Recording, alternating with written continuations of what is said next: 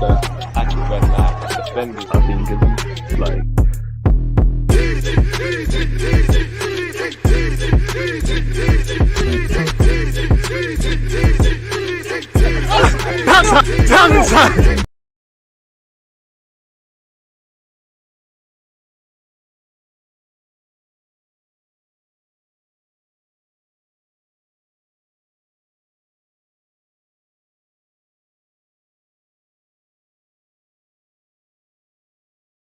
early morning technical difficulties, people, but we're there. It's Monday morning. It's never smooth on a Monday. As usual, people, deluded. I'm back again. I hope everyone's doing well and safe. I hope everyone's in good spirits. I hope everything. I'm not muted, my guy. That must be a you problem. I'm pretty sure I'm not muted. I can see my headphone. But anyways, away from that, people, deluded. I'm back again. Thank you very much for tuning back in each and every time. It's Monday, so I hope you're all doing well and safe on this Monday morning where you're concerned if you're in the United Kingdom. Good morning, good afternoon, good evening, good night, depending on where you guys are. First things first, I hope everyone's in good spirits. I hope everyone's ready to attack this week and move that much closer to their goals, hopes, dreams, and aspirations. Added to that, as I always say, you can have all the goals, hopes, and dreams you want in the world. Can't do anything or can't enjoy it if you haven't got your health. And, I'd love to extend, I hope you've all got your mental health, spiritual health, physical health, obviously. Hope your loved ones have got the same. So, yeah, big up everyone. Everyone who's listening, can you please do me a favor and hit the like button, people? You know what's already said where the dislikes are concerned. We're not going to spend any more time on that. Now, Arsene Wenger's had an interview. Josh Kroenke, there wasn't some bits that I didn't cover. Tactically, we're going to look over Arsenal-Watford.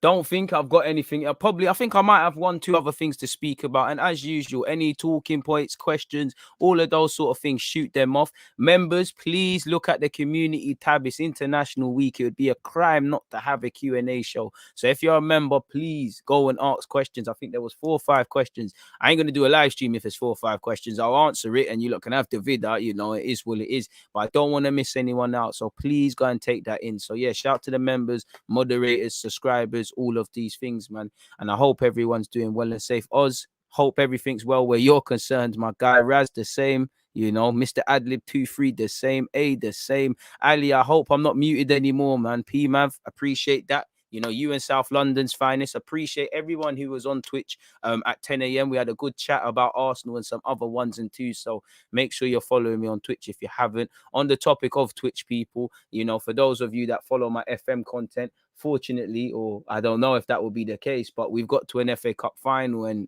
I think we'll probably end up playing it today. After this, I'm gonna go gym. I'm gonna go do some things in my personal life. I'm gonna go buy a red tie as well, because obviously I clocked Arsene Wenger used to come out with the red tie, and that it would be a shame not to do exactly the same. So red tied up and do what we need to do. But away from that, it is what it is. Big up DG, Josh Kroenke, looking like a Batman villain. Man got called Batman villain. What did Jamie Carragher call him? Jamie Carragher called him what did he call him? He called him something off the TV and it made so much sense. It killed me, really and truly. But yeah, I see Josh Kroenke with the Arsenal jacket and all the PR going crazy yesterday. Didn't even look like he knew what club it was or whatnot. But shout out Josh Kroenke if he truly does care. And, as an Arsenal fan, big up the people that are not Arsenal fans. But I just want to say a fantastic good morning to you if you're an Arsenal fan or you support another club. If your team got 3 points, Spurs, United, keep stum. There's not too many times.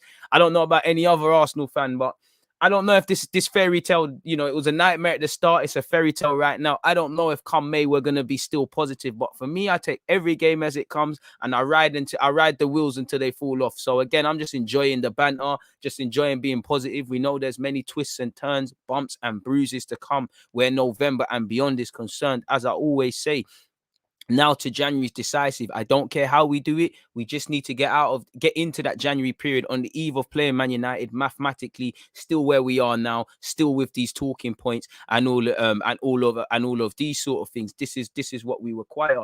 So for me, I think we still need to take it game by game. I think we've given ourselves a good platform. I think the boys can be proud of themselves for the turnaround, quote unquote, in the season. But do you want it to be a true turnaround, or do you just want to look back in May and say, okay, cool, you lot were poor from August to now, you had a real good run of form from September to November, and then what happened? The narratives are going to change. We've got 5 clean sheets, I believe. That's good because we're only one off Edison and Manchester City's, but Spurs only have one less than us. So a lot of the narratives, a lot of things can change. A lot of conclusions where Arsenal and other teams individually and collectively for players are being drawn when there's still over 20 football games left. There's a lot of points on the table. We are going to drop points at some point this season. But if we keep playing with this intent and this desire, keyword if, we might have a chance, really and truly. I like what we're doing. You know, we've got international break now. We've given ourselves some insurance beating Watford going into that game. I looked at the West Ham game and the Brighton games. They do give you a bit of encouragement playing Liverpool, but Liverpool are going to be angry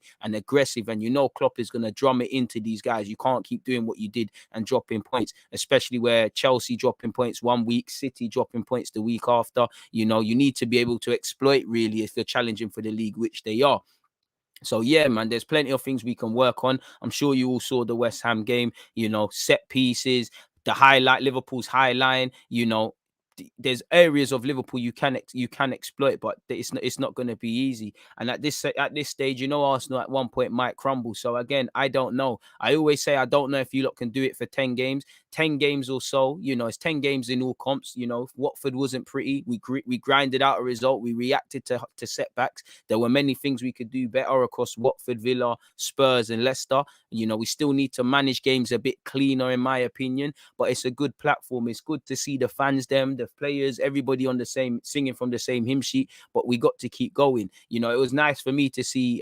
Fair enough, if you could do it against Watford, but it was nice to see for me Ainsley and Tavares. I say come in for Tavares. Tavares has been playing the last couple of games, but it's nice to see we're missing Tierney and Partey, two players historically. You know, if they're not quite on it or if they're not on the pitch, that kind of makes us weaker. So to see that they weren't there and we was able to get the job done, go into the international break on a positive one. Obviously, we're seeing positivities. You're seeing Ben White had a very good game yesterday, I believe. Ben White had a good game. Gabriel always has a good, he had a good game. Their partnership is growing. Quiet there at the office from Ramsdale. I know he had that, you know, I keep it at the back of my mind now, Carl. You had that one where Xhaka bailed you out against Spurs. Yesterday, the whole little Ben White thing, you know, if Josh King squares it to Sarr, it's 1-1 and the narrative change. So Ramsdale's just got to bear that in mind, but Ramsdale does his thing. Tomiyasu, good game. Smith Rowe starting to get goals and assists. Just need him to influence across the whole 90 a bit more, but it's going to come. You know, we're doing what we need to do. We're playing well. We're winning games. It's positive. You know, when we do get that first setback or drop points, I want to see how we react really and truly, or that first defeat. It's a big test against Liverpool. We might drop points. We probably will drop points and people around us will make ground. But this is why when we've got teams like Watford and Norwich, with respect, you've got to win. That's one thing I've liked, you know.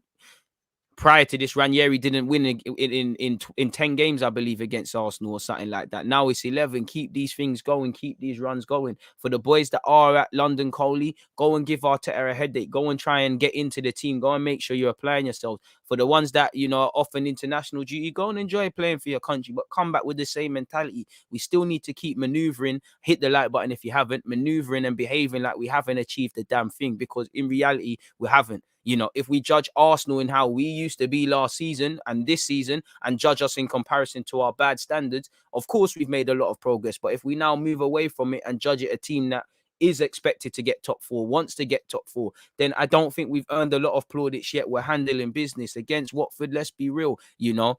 I told you lot it weren't going to be the onslaught you lot thought. Watford were rigid. They matched us with the 4-4-2. They frustrated us. They could have presented some issues on the counter with Josh King, Sarr, and all of these players. We should have scored more. We could have scored more. We had the penalty chalked off. Well, not chalked off. It didn't go in. You know, Saka's goal offside. These things could have went against us, and it didn't. Shoulda, woulda, coulda. The fact is, it didn't. But that's why we probably, when it's games like this, we need to kill games. You know, kill games. Don't give people, because it could have been like Chelsea. Chelsea dominated Burnley for large parts of the game.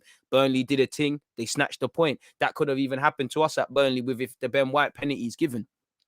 So we need to do well. What I like as well is that, you know, Aubameyang, I think he pressed well. I'm not going to praise a man for working hard because he was atrocious in front of goal. But couple of times along this run, there's been players that haven't been at it week to week and they've been pulled along, and that's what you're going to do. Sometimes, even if I'm honest, Ramsdale weren't tested, but Ramsdale needed to be pulled along yesterday. Tomiyasu at times has had that this season. Tierney's had times, and Ben White. Not everyone's going to be out all the time, so sometimes we need to just get over the line and keep moving people, really and truly. So yeah, it weren't our best of performances against Watford, but all that matters is winning. And we're going into a tough game now, really and truly, against Liverpool. So there's something to build on. It's a positive sentiment, but positivity can border on complacency. And I do think there's been, not conscious complacencies, but I think there has been, and I think there's little standards we need to look up on.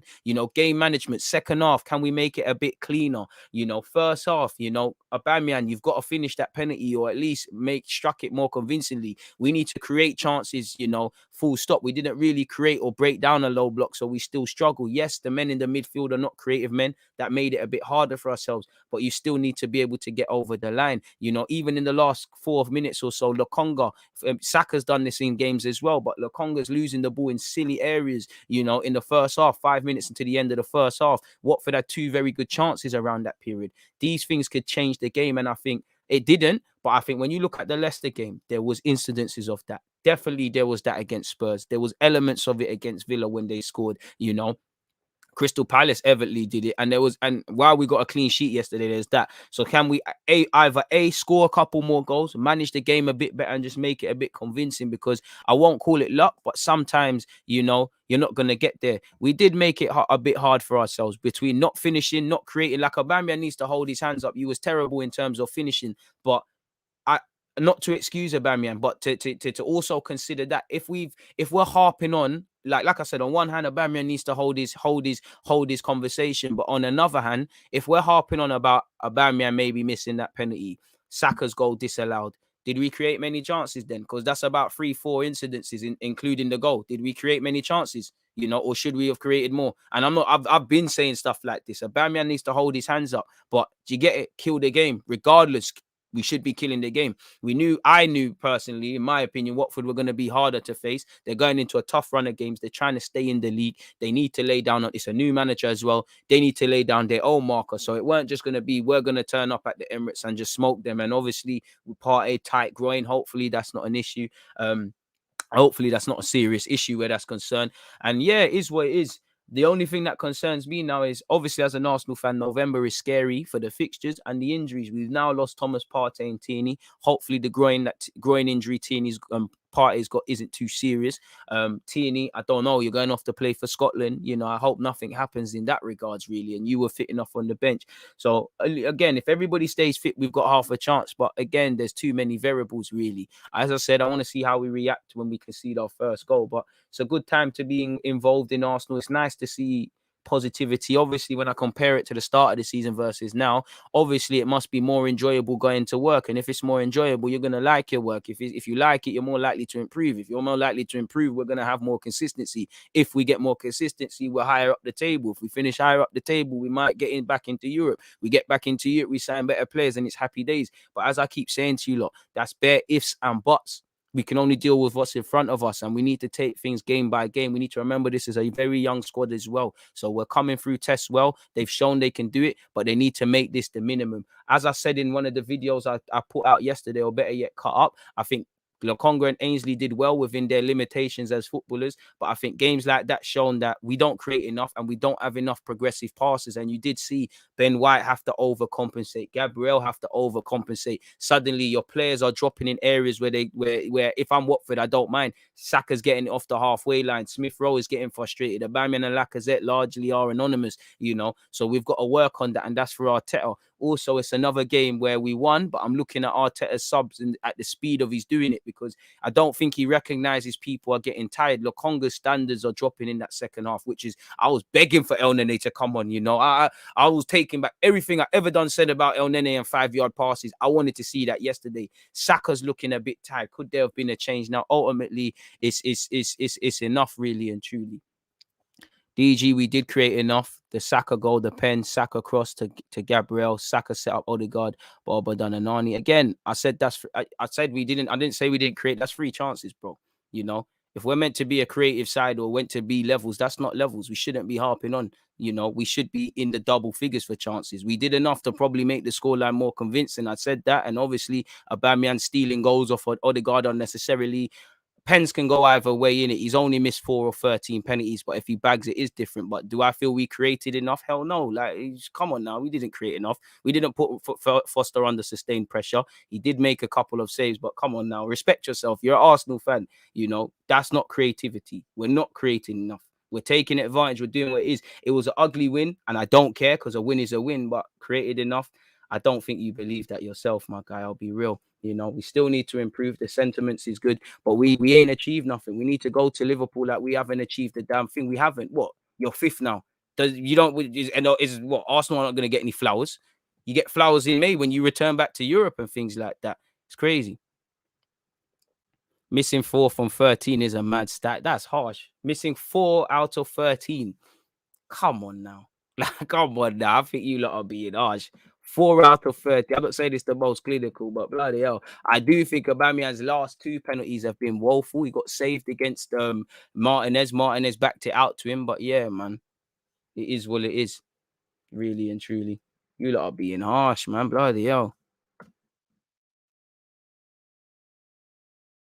Yeah, we have not achieved a damn thing. 4 out of 13. You know what? I'll leave you lot to say that, bro. 4 out of 13. Like, he's missed 4 out of 13 penalties. You know, you're gonna miss a penalty.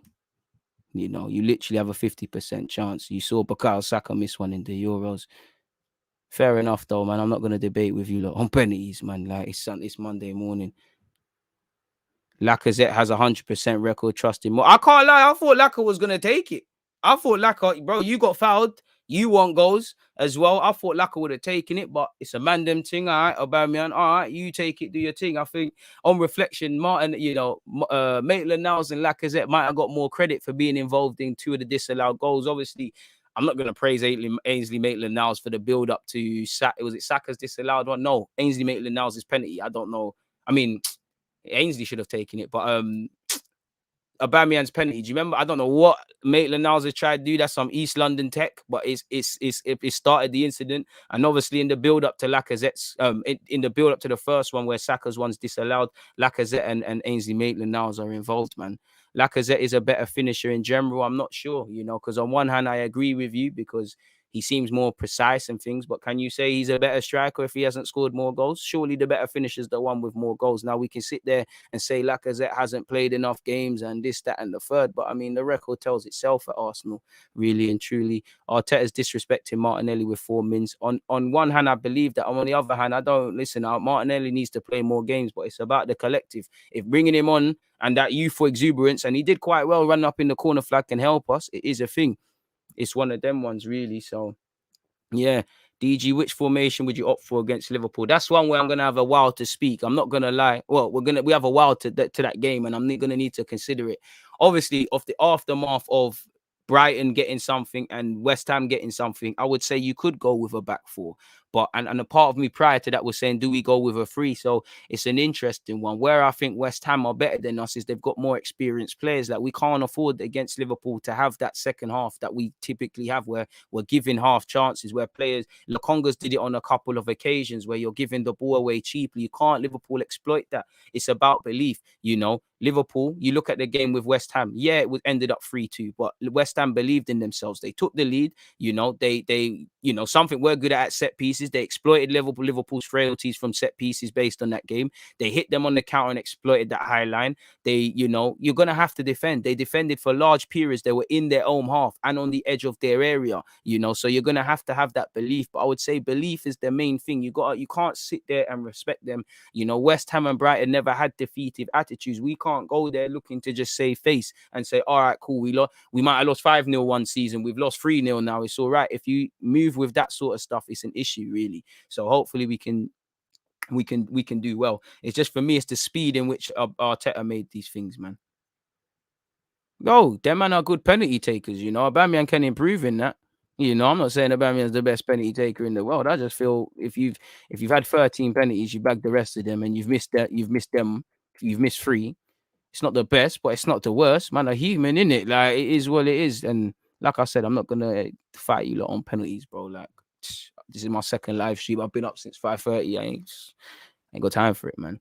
DG, Arsenal can catch Liverpool off at set pieces. That's just literally what I just said. But at the same time, if you're Klopp and you saw your team moving shaky at set pieces, and you've seen your team drop points against Brighton and West Ham, are you not going to make sure you fix up at set pieces? Are you not going to make sure the mentality is a tenfold better? So it might not be the same game. There's games we can get a bit of confidence, but we need to remember Liverpool is still Liverpool. And some of the things we have done in what you'd probably say are our most standout performances or during this run, you give them little inches and opportunities to Liverpool, you will pay for it. It's as simple as that. And we are going to learn that lesson the hard way, personally.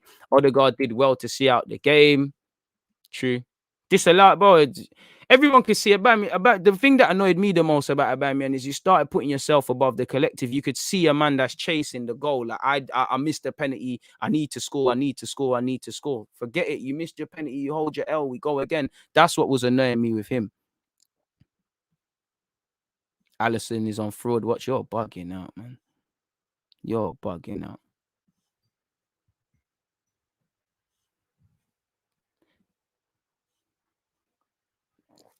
80% conversion rate, not as quite high. What do you think of resting Saka for the Liverpool game? Nope. And I hope he don't play too much in the international period. I mean, what have England got?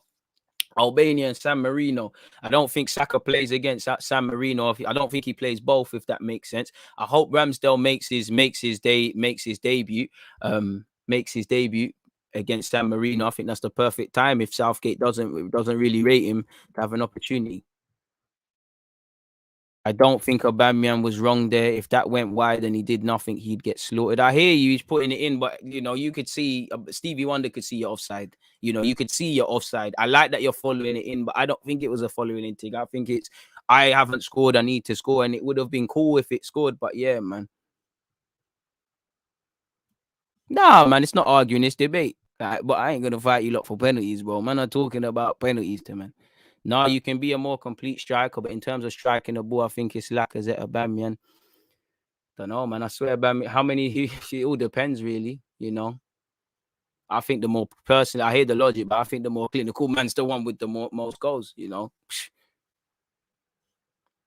Not the best of examples, but if you hire two assassins, who's the better assassin? The one that's had more targets and killed more people, or the one that he might just scheme on you a bit more and he might just kill you with one shot? It don't really make sense. And it feels like a bit of Lacazette overcompensating. Bro, Ainsley Maitland-Niles had a very good game, and I don't think you're gonna pull up any trees. If I'm honest with you, I don't think you're gonna pull up any trees badding up Watford.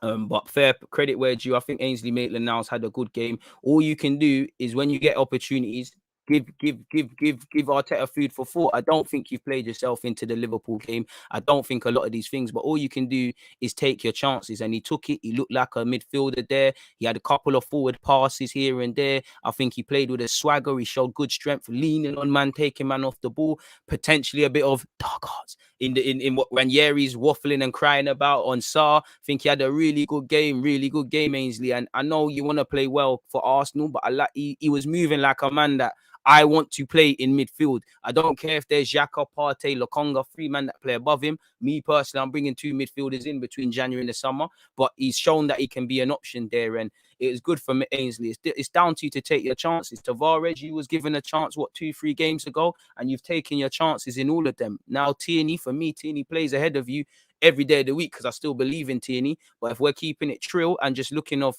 what a man brings to the table, you can't start ahead of him. There's no way on God's green earth you can really, if it was just based on form. So yeah, man, there's good problems now. It's too easy to pick Arsenal starting 11. So the more players that play well, the more problems are being asked of Arteta. The more I just complicate the manager's thoughts. That's all I want. Ainsley had a good game, but we still need a midfielder, in my humble opinion.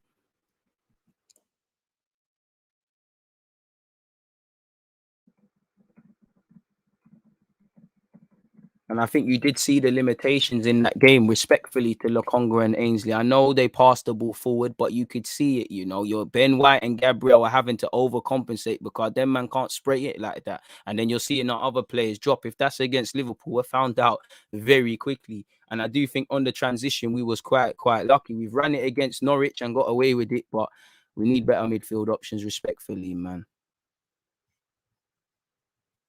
Tavares has earned his place in the team he starts for Liverpool. Boy, that was a mad analogy. It's an interesting debate, man. Consistency is key.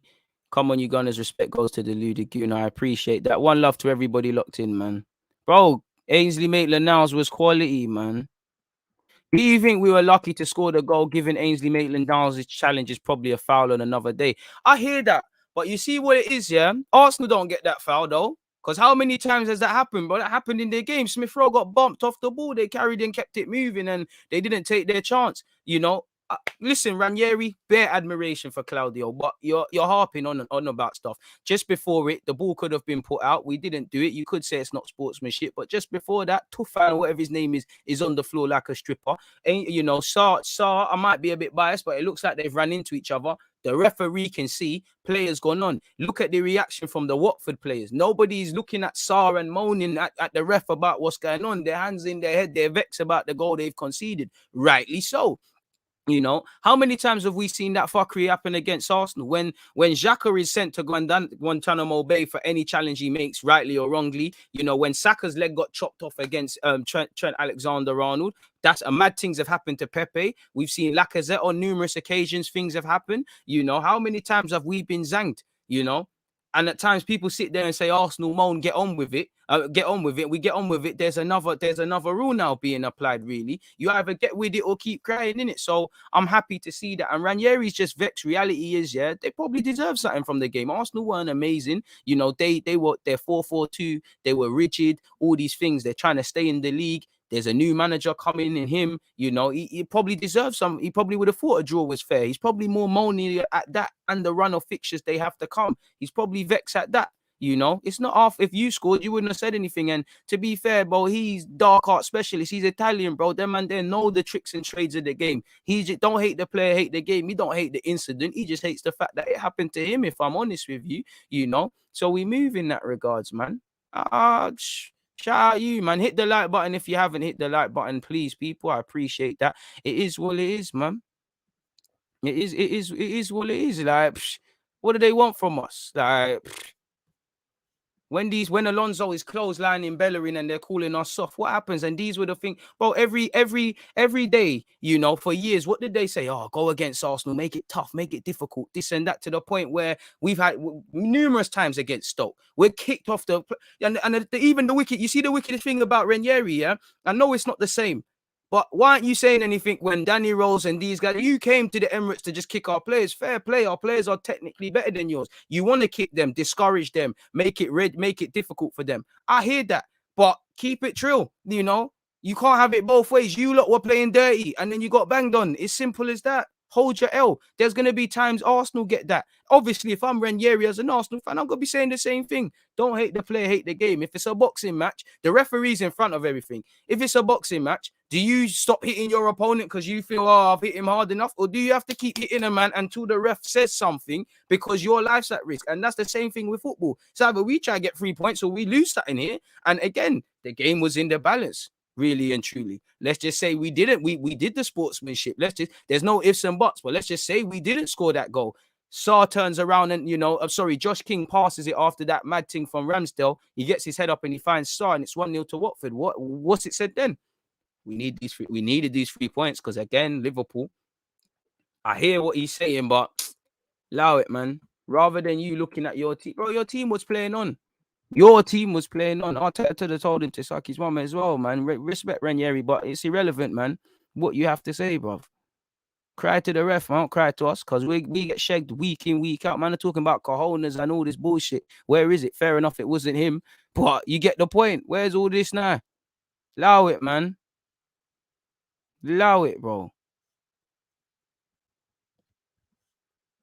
Oh, yeah, he done. And all you can do is take your chances if you're Ainsley. Just take your chances. All you can do is take your chances. And that goes to every player.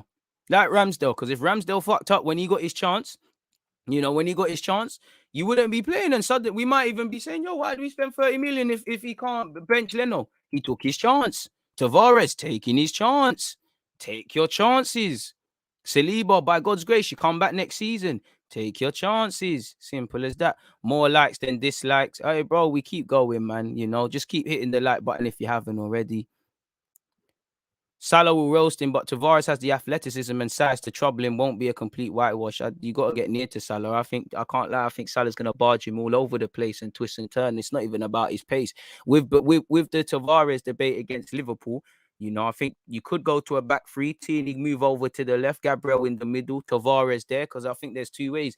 I think Tavares at times has left a lot of gaps, and he left a lot of gaps against Watford. He did against Leicester. If you do that against Liverpool, it's going to be peak. You're going to have Trent if he flies forward, and you're going to have Salah. So it's an interesting debate. Do you go for the man that is in form and playing well and deservedly so? But then obviously we could sit here and, you know, we could sit here in hindsight and say, oh, why did you play him and things? Or do you go with Tierney, who you could sit there and say, man's not fit, he looked a bit stiff, he's this, that, and the other. It's an interesting one. One thing I like about Tavares is that potentially we can overcompensate just flying down that left, provided it went that way. Because you look at Trent Alexander-Arnold, I've always said, you know, he's a terrific fullback, but I'm jealous of him because every game he plays, bro, man, don't have to do the fullback thing. He's playing centre mid, he's just linking up play with Liverpool, getting assists. Make it a game he has to defend. And I think if naturally, if we're doing what we're supposed to do and Tavares is flying forward, like I said, we're going to have to mitigate against that risk. If he's flying forward as a fullback, you can't go forward too many times. And I don't know if it's going to be the Smith-Rowe-Tavares partnership because Smith-Rowe's going to be narrow and stuff, but it is something to explore and something to consider. Me personally, I'm leaning towards Tierney, but that's probably what I'm on.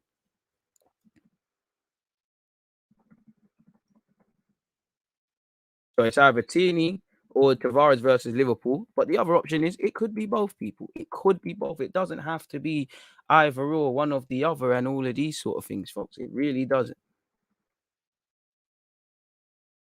Longer is a liability, positionally naive, great potential, but we need a progressive midfielder. He'd be a great option if we play a defensive midfield setup. Bit harsh to call him a liability, but I do think I see where you're coming with. You're just saying what I'm saying in a harsher standard. I think he's good. I think he's shown it, but especially when it comes to just being a bit professional, I think he goes a bit. He don't know how to keep his standards. He goes a bit. He has a bit of brain farts. Pardon me.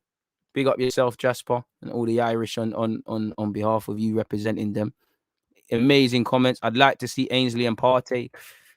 I'm not really here for the Ainsley and Partey, Lokonga and Ainsley, Partey and Ainsley. I think we need to be able to do it. We need different tiers of midfield partnerships, you know, expansive, too defensive, you know, all others. But I just think, yeah, man, I'm not really trying to see it.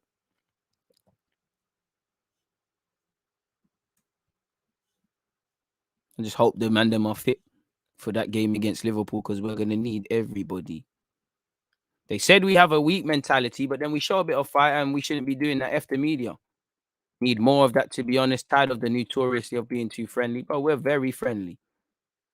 All I'm going to say is keep it chill because you lot were elbowing and kicking us and all these things. Oh, that's what it is. There's going to be incidences this season where we say, why isn't that happening? Why is that happening to us? You know, why did we get it and things? But we're just going to have to deal with it, people.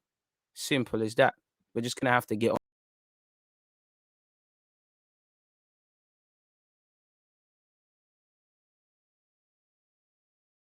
The world just keeps spinning. We're just going to have to get with it. Ben White and Partey, allow me, man. Just let them keep their stability. The stability that we've got, just let it keep going, man. Just keep Ben White and Gabriel. When we get to a certain level, then I'm open to trying things, you know, trying Ben White elsewhere. But I just think we've got a bit of stability. Let's just keep moving, man. Let's just keep it up, man. Let's not start putting square pegs in round holes. We're doing all right. Let's just let it stay like that. You know, I hear everyone saying Tomiyasu centre back, Ben White right, and centre mid, this and that and the other. Smith-Rowe can do this, Tavares can do that, Tierney can do that. I hear it. I think we can. But let's just keep it out. Let's just stick to the basics a bit. Word to Fabian Delp for now, innit, people? And then see where it could take us. Away from that, though, if we talk about Arsenal versus Watford from a tactical review, Watford tactical review.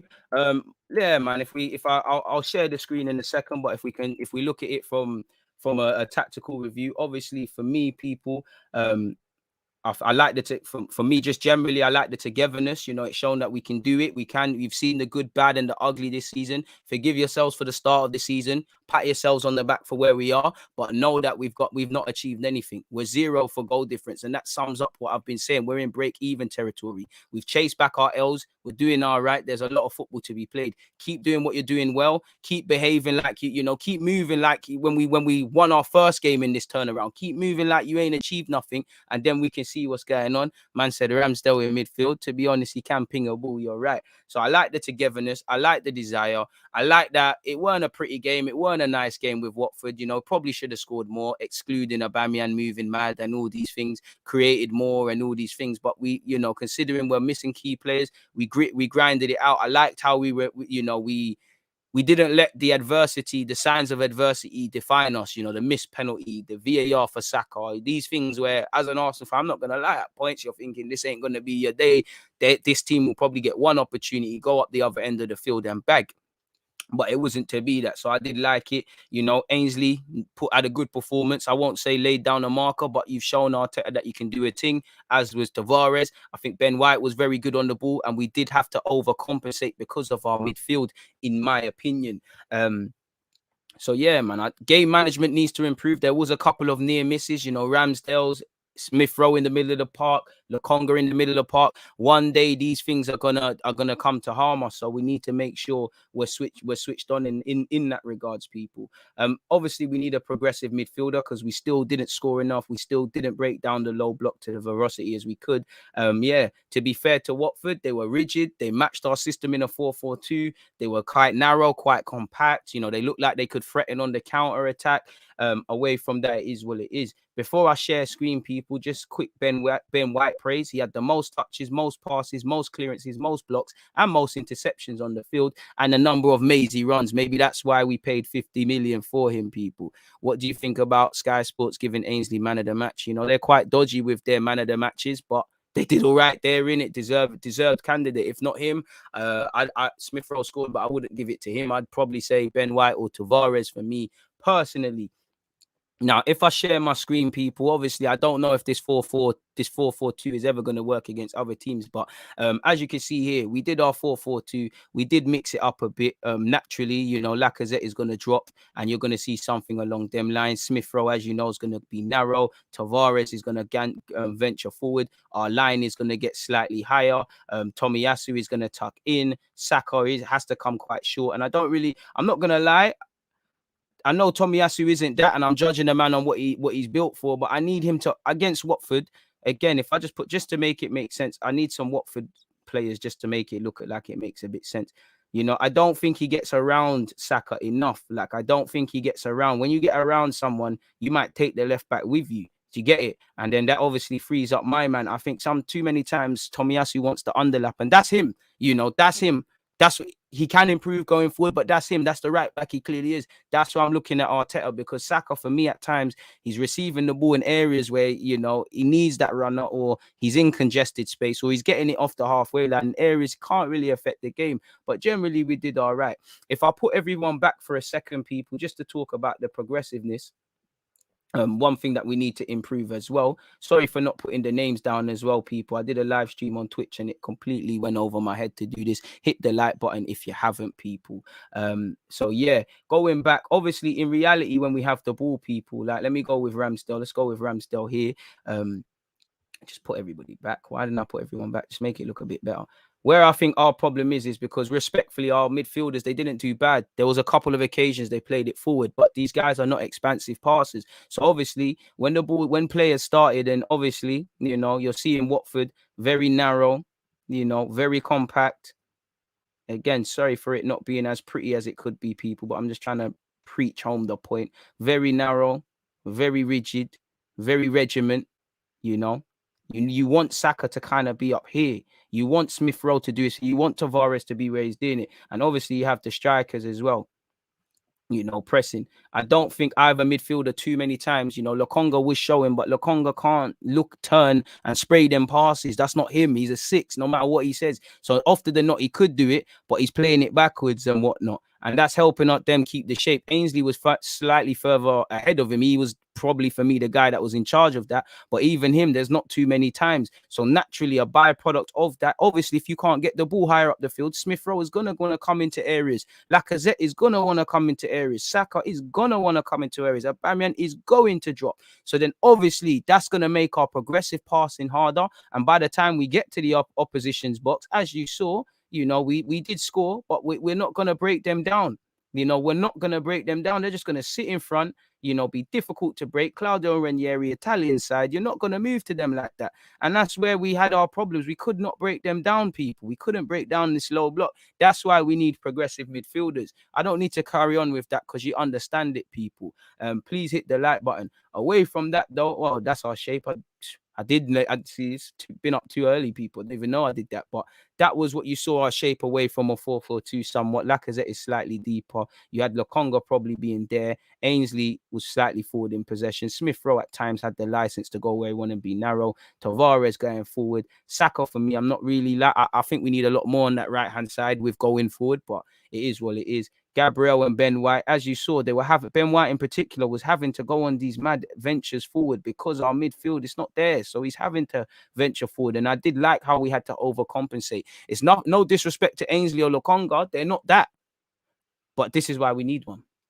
So it is what it is. Obviously, the goal, which is the conscientious moment. Now, build up play, sustained a bit of pressure. They deal with the chance. Sar's body checked by Maitland-Niles. Or he runs into Ainsley, which I believe. Obviously, Ben White snatches it, and then goes on a venture forward. Eventually, he stopped. Smith Rowe's behind him. Just put him here. And then obviously he smacked it in. So it weren't the prettiest of goals, but that's the goal we scored. It's nice that we kept going. But like I said, I like how Ben White was overcompensating. And he went on a number of couple dribbles, really. Maybe that's why he was brought in it. So it's one of them. That's their shape, so I don't need to carry on with that. But yeah, like I said, it weren't the prettiest game. We did what we needed to do. I did think in the second half, Arteta needs to react quicker when there's clearly tired legs. Like Saka looked knackered, Lokonga's standards are dropping, Smith Rowe at times is losing the ball cheaply in midfield. So I do think we need to stop them things happening before it happens. And for the players, it's about managing the game a bit better. But obviously for the club, as we look to go forward, that should also be said. So in relation to my tactical reviews, one of the shortest of the season because there actually is not too much to be said. Obviously, penalties, VAR, don't know why it's involved, but it is what it is. We got away with the victory in this game in particular. What are you lot saying? I hear Tomiyasu was brought in for defending, but I don't rate him. It's not that I don't rate him. I just think he's very meaty at some aspects of the game. Saka is beginning to be a bit lazy tracking back, or is it just because he trusts Tomiyasu? I think he's getting a bit tired in games. I wouldn't say he's lazy. First half, he was getting back. I would give it Ainsley Maitland-Niles. He came in after not getting the starting ages, well deserved. I hear that, but for me, Partey's fit. You play, bro. Partey, Lokonga, you man are the ones for Liverpool. Ainsley Maitland. Oh, you're talking about man of the match. Ainsley solid, but I would have given it Ben White. Ben White, Tavares, Ainsley for me. I think Ben White did very good. I think Ainsley didn't expect you to put in that level of performance. I think Tavares from the start looked like he was on this thing as well. This run reminds me of Emre's 22 beaten streak. I see a lot of warning signs, especially Arteta's naivety. There are warning signs. We're not all the way there yet. It is what it is. Arsenal need a long ball specialist in midfield, someone who can look up and ping to 30 yards. Only man that can do that currently is Xhaka. Exactly. Ainsley Maitland-Niles can do that and Lokonga, but it's sporadically. It's not you can get out your feet 10 times a half and do it. You're not going to see that too many times. We take the goal as they come, but Arsenal, I don't care how we win, who scores, just as long as you do it. So it is what it is. We live to fight another day. Simple as that. And who doesn't want to do that, people? Keep your opinions, talking points, and whatnot coming. Moving away from that, people. I think let's start off with Kroenke or Arsene Wenger. Let's start with Arsene Wenger. Let's zoom out a bit of this. Start with Arsene Wenger. Because there was a lot of comments with Wenger. First he's got a comment, you're going to see. Let's start with Wenger, people. Let me share my screen. Hit the like button if you have not done such already, people. It'd be a shame. 111 likes. Unexpected high bills due for those of you who do not hit that like button. There's a couple of you who haven't. But yeah, man, obviously looking at Wenger, he's had, look at the great man. Look at the great man. I'm not talking about this Chris Godfrey, brother. I'm talking about Grandad, the father. when I'm in adversity, I can concentrate on what is important and what is less important, as we all should and could. Scrolling all the way down, let's see what Wenger has had to say. I think this is his whole interview. Competition is something that eats slowly at your life, and it makes of you a little monster. He went on to say, that's what I've become. Yes, I spent my whole life in the top level competition, and it makes you slowly someone who is psychologically obsessed and one dimensional, someone who kicks out everything on the road that is not winning the next game. There are other important things in life, for example, that I didn't explore at all. And that's something I think harmed Wenger. You look at Sir Alex Ferguson, he had horses and whatnot. Not that Wenger doesn't have any interest. He says, when I asked what's so scary about this single-mindedness, maybe only genius can be successful in many multiple territorial things. I was not a genius. I had to dedicate my whole energy to one thing, which is true. And then he went on to say, scrolling all the way down, when asked about, Sir Alex Ferguson gave Wenger his dues, and actually Sir Alex Ferguson has come out today, and news has come out today, and he's criticised people that called my man a dinosaur. The achievement stands alone; it stands above everything else. As you know, we still hold the unbeaten record, and it was lovely for Liverpool to lose. He said, if you don't set high targets, you don't push people to go as far as they could be. Obviously, there was Wenger, who he said a mass of negativity because he was a foreign manager and he was doing things that are different. Ian Wrights claimed. Again, this article is poorly structured. I had enough maturity to deal with it. I think one quality maybe, when I'm in adversity, I concentrate on what is important and what is less important. At that stage, I felt surprised, but I felt, let's do what I think I can do, which is to manage a football team. So I was not destabilized. Scrolling all the way down, he always said, I felt always that the most important thing is that you get a good diagnosis of what's going on. The hairdryer method, screaming at your players, is more to get your frustrations out, and it's not very efficient. If you do that every week, people adapt to the behavior of their manager. I thought it's more important to be kind, master the situation, and give an indication of what you should do. I thought, what is the most effective, not what is the most spectacular. I have a very passionate character. When I lose it in a dangerous way. Same. I learned to control myself, because you can make mistakes when you're out of control that you cannot repair. He also says the players must feel at the start that you can be demanding, but as well that you must believe deeply you want to help them. Scrolling all the way down, he spoke about being a patient child and things. Wenger, I love you, but I'm just trying to hear the bits about when you should have left and things like that, which is why I've got several articles. So yeah, man, we're going to leave this one quickly and go into this. Apparently, Arsene Wenger finally admits his regret at not leaving the club long before his 2018 departure, as he suggests he should have left back in 2007, more than a decade. You should have left 2014, the minimum. You probably should have left on a high. You killed yourself from a footballing perspective, let's be real, because you wanted to. You had a love affair with Arsenal. It was something you was obsessed with, rightly so. I share that love, but also because you knew, you tell us all the time you was linked with Real Madrid and this team and that team, and it was true they all wanted you, but it wouldn't have lasted long if you did several luxuries that happened at Arsenal.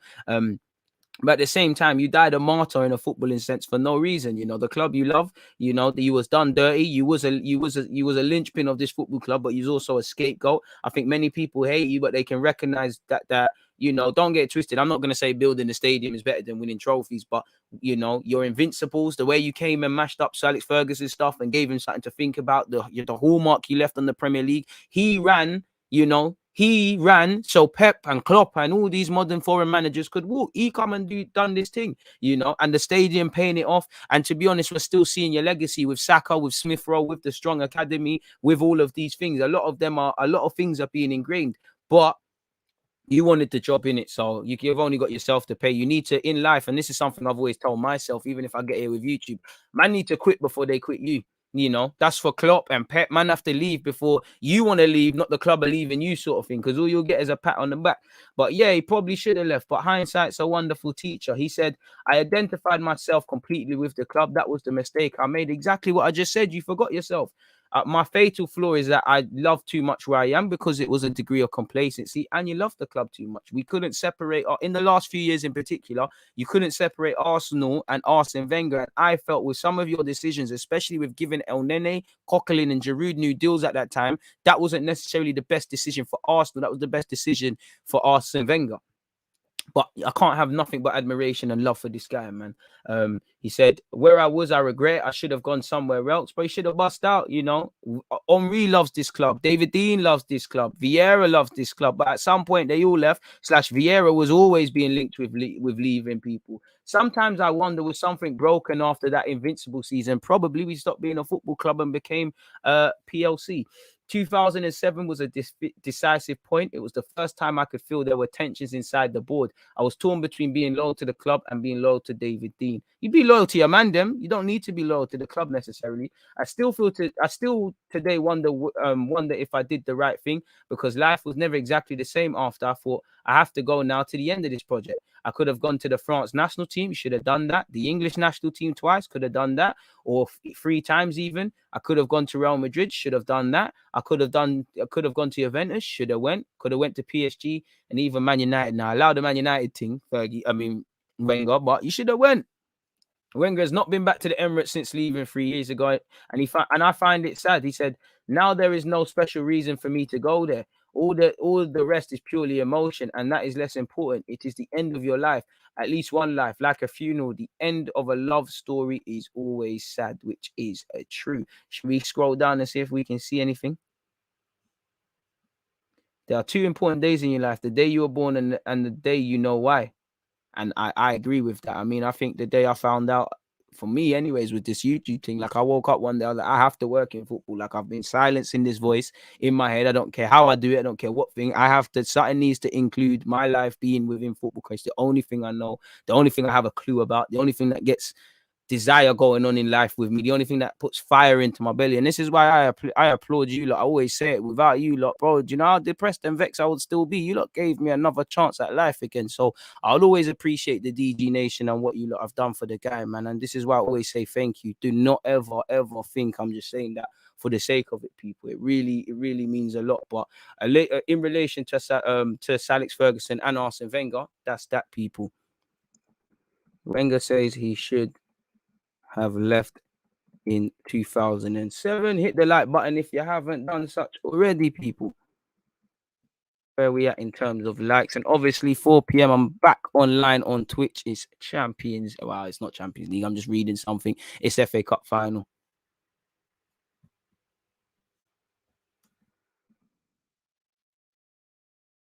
So why is it a capital letter there? What's going on? So yeah, it is what it is. We'll get into the rest of Kroenke in a second, people. But I'm enjoying you lot's chat. What are you lot saying? Football is the best thing in my life, brother. I love it. I mean, family is the only thing I put above it, and them sort of things there. But yeah, man, Papa Wenger's legacy is still felt today. That's why we all demand more from him. Ultimately, Wenger lived and died by the high standards he set. And for me, I just think he lost that urgency, or he lost the urgency in doing it the way it needed to be. He was stubborn in his. But I mean, you know, we've all got family members, and we don't agree with everything they did. You know, I've got nothing but love for Arsene Wenger, man. You know, he's the reason I sit here on YouTube as well. He's the reason I see football the way I see it, really and truly. You know, I feel like I don't know this guy, but I know him, like, really and truly. So yeah, man, more life to Wenger, man. Surprise, Kroenke knows what a Champions League is. Pick up yourself, man. Red tie and that will try, man. He did him dirty to a degree. He didn't even turn. He can't even turn up to watch games anymore. I feel sad, but we did him dirty. Some of it, you know, went beyond criticism. Certain people, it was nasty. Let's have it right. It was nasty how certain individuals and certain people were treating him. You know, you know, and again, it speaks a lot. You got to remember, he was an old man as well, regardless of it being football. For me, he should have left 2014. You won the FA Cup and things. Minimum, if not that. The first time you see when we beat Chelsea, when Mertesacker and Holding were the centre halves, should have left there. In my opinion, he died by his high standards, winning trophies, developing players, finding players that the world don't know about, consistently getting Champions League. Do you remember this man used to be killed for saying Champions League is like, bro, the man's foresight is 10-10. He told you free transfers was going to be a thing. You know, some of the things Wenger's killed for, it weren't even him. It's well publicized. He said, don't give Mesut Ozil that contract, for example. Man didn't want to listen. Now look. See what happens in this thing, people. Hit the like button if you haven't hit such already, folks.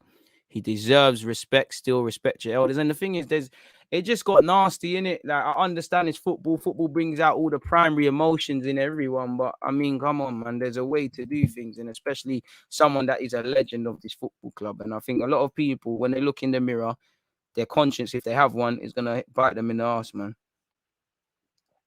Really and truly.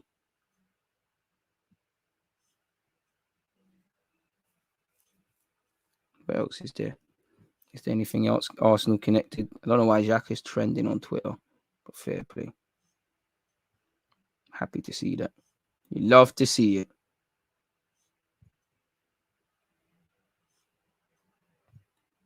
What else have we got?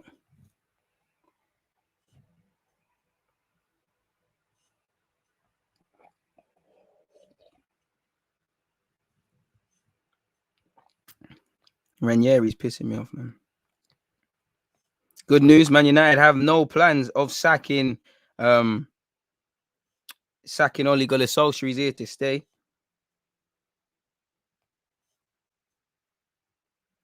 But yeah, it is what it is where that's concerned. But yeah, man, away from that, we'll get into Kroenke in a second, people. Hit the like button if you haven't. What else have we got? Let me scroll up in the comments, man, because I know I've missed out a couple. Any questions, talking points, and things, don't feel any way about mentioning them, people. I think Arteta likes one fullback to stay back when the other goes forward, to give three at the back and doesn't need to move the midfield into defense. I hear it, but at the same time, teams are going to start clocking it. So you're going to, Ryan Mason's still got a Spurs job. He's there at Spurs. Shout out to him. I'm watching the highlights of Spurs Everton here. But as I was saying, teams are going to clock it. And obviously, those of you who have played football, if Tomiyasu isn't going to get forward too many times, if you naturally, if a right back, in the same way, if a right back is too attacking and he flies forward, like if Tavares at left back, if I'm playing against Arsenal, I'm telling my boys, capitalize on that space he leaves behind, because he's not going to be there. You know, naturally, and the flip side of that is if you have a fullback that not too many times is going to go across that halfway line and he's going to be narrow, that's an area for you to get down. You're going to say get down that left-hand side. So to Tomiyasu, we're either going to have to mitigate against that, but I still think Tomiyasu has to improve going forward. I'm not asking him to turn into a Japanese Dani Alves, because I don't think that is going to happen, but I do think it's quite meaty, if I'm honest with you. Saka has been overplayed. Do you think Laka should have gave the ball back to Watford? I mean, the ref should have done a thing, really. Like, it's nothing to do with him. And the play's played on. Lacazette's backs to the goal and all them thing there, but they're just vexed that the chance came out of nothing because they didn't clear their lines, or specifically Ranieri, and they were kicking us, and then they were rolling over the floor like they've been shot a million times as well. So if he wants to, you know, if you want to talk about respect and all of this integrity and all this tosh, Ranieri, you know, before you point a finger at anyone, you've got three fingers pointing back at you. So use that. You're old enough to know that as well. You're just vexed that your team ain't winning, blood. Wenger was the true definition of live by the sword, die by the sword, respect to his achievements at Arsenal, English football, and football in general. And that's something I've learned. You know, I love Wenger, but one thing I learned from Wenger's story in life: get out of there before they get you out of there. Leave on a high. You know, Ferguson left the right way. Could have even left before. You know, you're a hero, and what's the saying? You live long enough to become a villain. That's where I look at Klopp, Pep, all these guys. Like, when are you lot gonna bust out? Footballers bust out. If I was a footballer, I never want to be that footballer who, you know, has stayed past his welcome. I might want to get football, but the game's left me. All I'm going to get is at 35 years of age, my testimonial and everyone clapping and saying you're a legend. No, I am trying to play football elsewhere. When you're 25, 26, everyone's going to love you for staying because you're of use. You're only as good as long as you're useful. There's no romance around that. No one cares. You know, any legend that retires, people will hail them up. But once you retire, no one gives a shit, really and truly. DG, do you think we need a left wing? I'd be open to a goal scoring left winger. Kroenke is a PR merchant. He says everything the fans want to hear, but him and his dad put their money where their mouth is. That Kroenke interview was pure special masterclass. Ram, you lot are not hard to please. So I think with that being said, let's actually look at what Kroenke said. Now, I've actually done a video about this before, but I've missed a couple of stuff, obviously, as things are now emerging and the rest of it. So let's see what he's actually said here. That's Wenger. Sorry, big man. But do you know what? I want to read that. So I'm going to put that over here. Yeah, man. Let's carry on with where we're at, people. So yeah, Stan and Josh, have been, well, Josh better yet. They're trying their best to mend relations in it. So let's see. Arsenal director Josh Kroenke vows that Arsenal are not for sale as he insists he's just getting started and claims he can fulfill Champions League dreams of skeptical fans. I mean, to win the Champions League, you've got to consistently qualify for it. When we was in it, we was getting smacked up left, right, and centre. I still waffle on about 2006, where ultimately we didn't win. So stop arousing imaginations and let's work practically to that. I get the vibe of that the club are doing that now, but all that matters is in May, really and truly, and it's and some might be saying, you know, if if I worked in PR, because you lot get advice things, you don't just come out and do these things. If I worked in PR, I would say, listen, Mr. Kroenke, there's never been a better time for you to give this interview because, imagine if you did this at the start of the season, the thing, but you've done it now. So yeah, I'd rather see under promising and over delivering rather than all this bullish talk and things like that. Apparently, he said Wenger would also be welcome back to the club. Josh Kroenke is well acquainted with disillusionment in sporting context. His age of innocence had ended even before he left high school. A talented basketball player, he was good enough to play for University of Missouri, which means he was the equivalent standard of a Premier League academy player. As the incompetent of future pro stars, American sport is a big deal at the end. I mean, he didn't have to do none of that, He's not coming from the ends and that. His dad's rich. He didn't have to be a basketballer and that.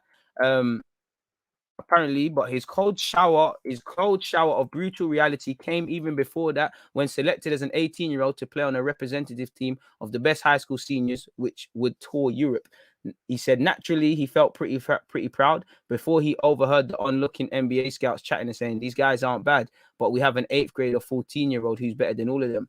Fortunately, a few years later, I realized that the 8th grader he referred was this guy that no one ever heard of called LeBron James. So it's calm, says Kroenke. It turned out that it was a pretty good guess on that guy's part. And to be fair, where's that guy? Does he know anything about football or soccer, as you call it? Tell him to go and scout around them sides there if he's finding my man in the 8th grade. I'd guess the 8th grader was a lot better than anything we were doing. I can live with that. There are moments in time for every athlete where you realize either how gifted you might be or that there's a different level of athleticism that someone else has been blessed with. As we know, Kroenke was in England to watch Watford. How many times is he watching Arsenal games? I don't know, because we're going to see you at Watford now, and we're going to, couple of months down the line, we're going to read articles in the Athletic about, he was actually at the Burnley away game, and no one knew, people, really. So it's a bit crazy. Anyways, moving on, he flew in for the appointment of Mikel Arteta. So you get the vibe Josh cares and he's a bit more practical than Stan. Me personally, I think Josh knows that his dad is going to hand this to him one day, and he probably knows that he has to show that I care a bit more about the fans. I think one thing he gets is the modern day, you've kind of got to talk to the fans, that you have to have a visible face and all of these sort of things. He's playing the game in the right way. Maybe you're not playing the game, but I can only trust you. I shouldn't trust you on your father, but I can only trust you on your father. I can only trust you on what you have done at the club. And from my experience with Josh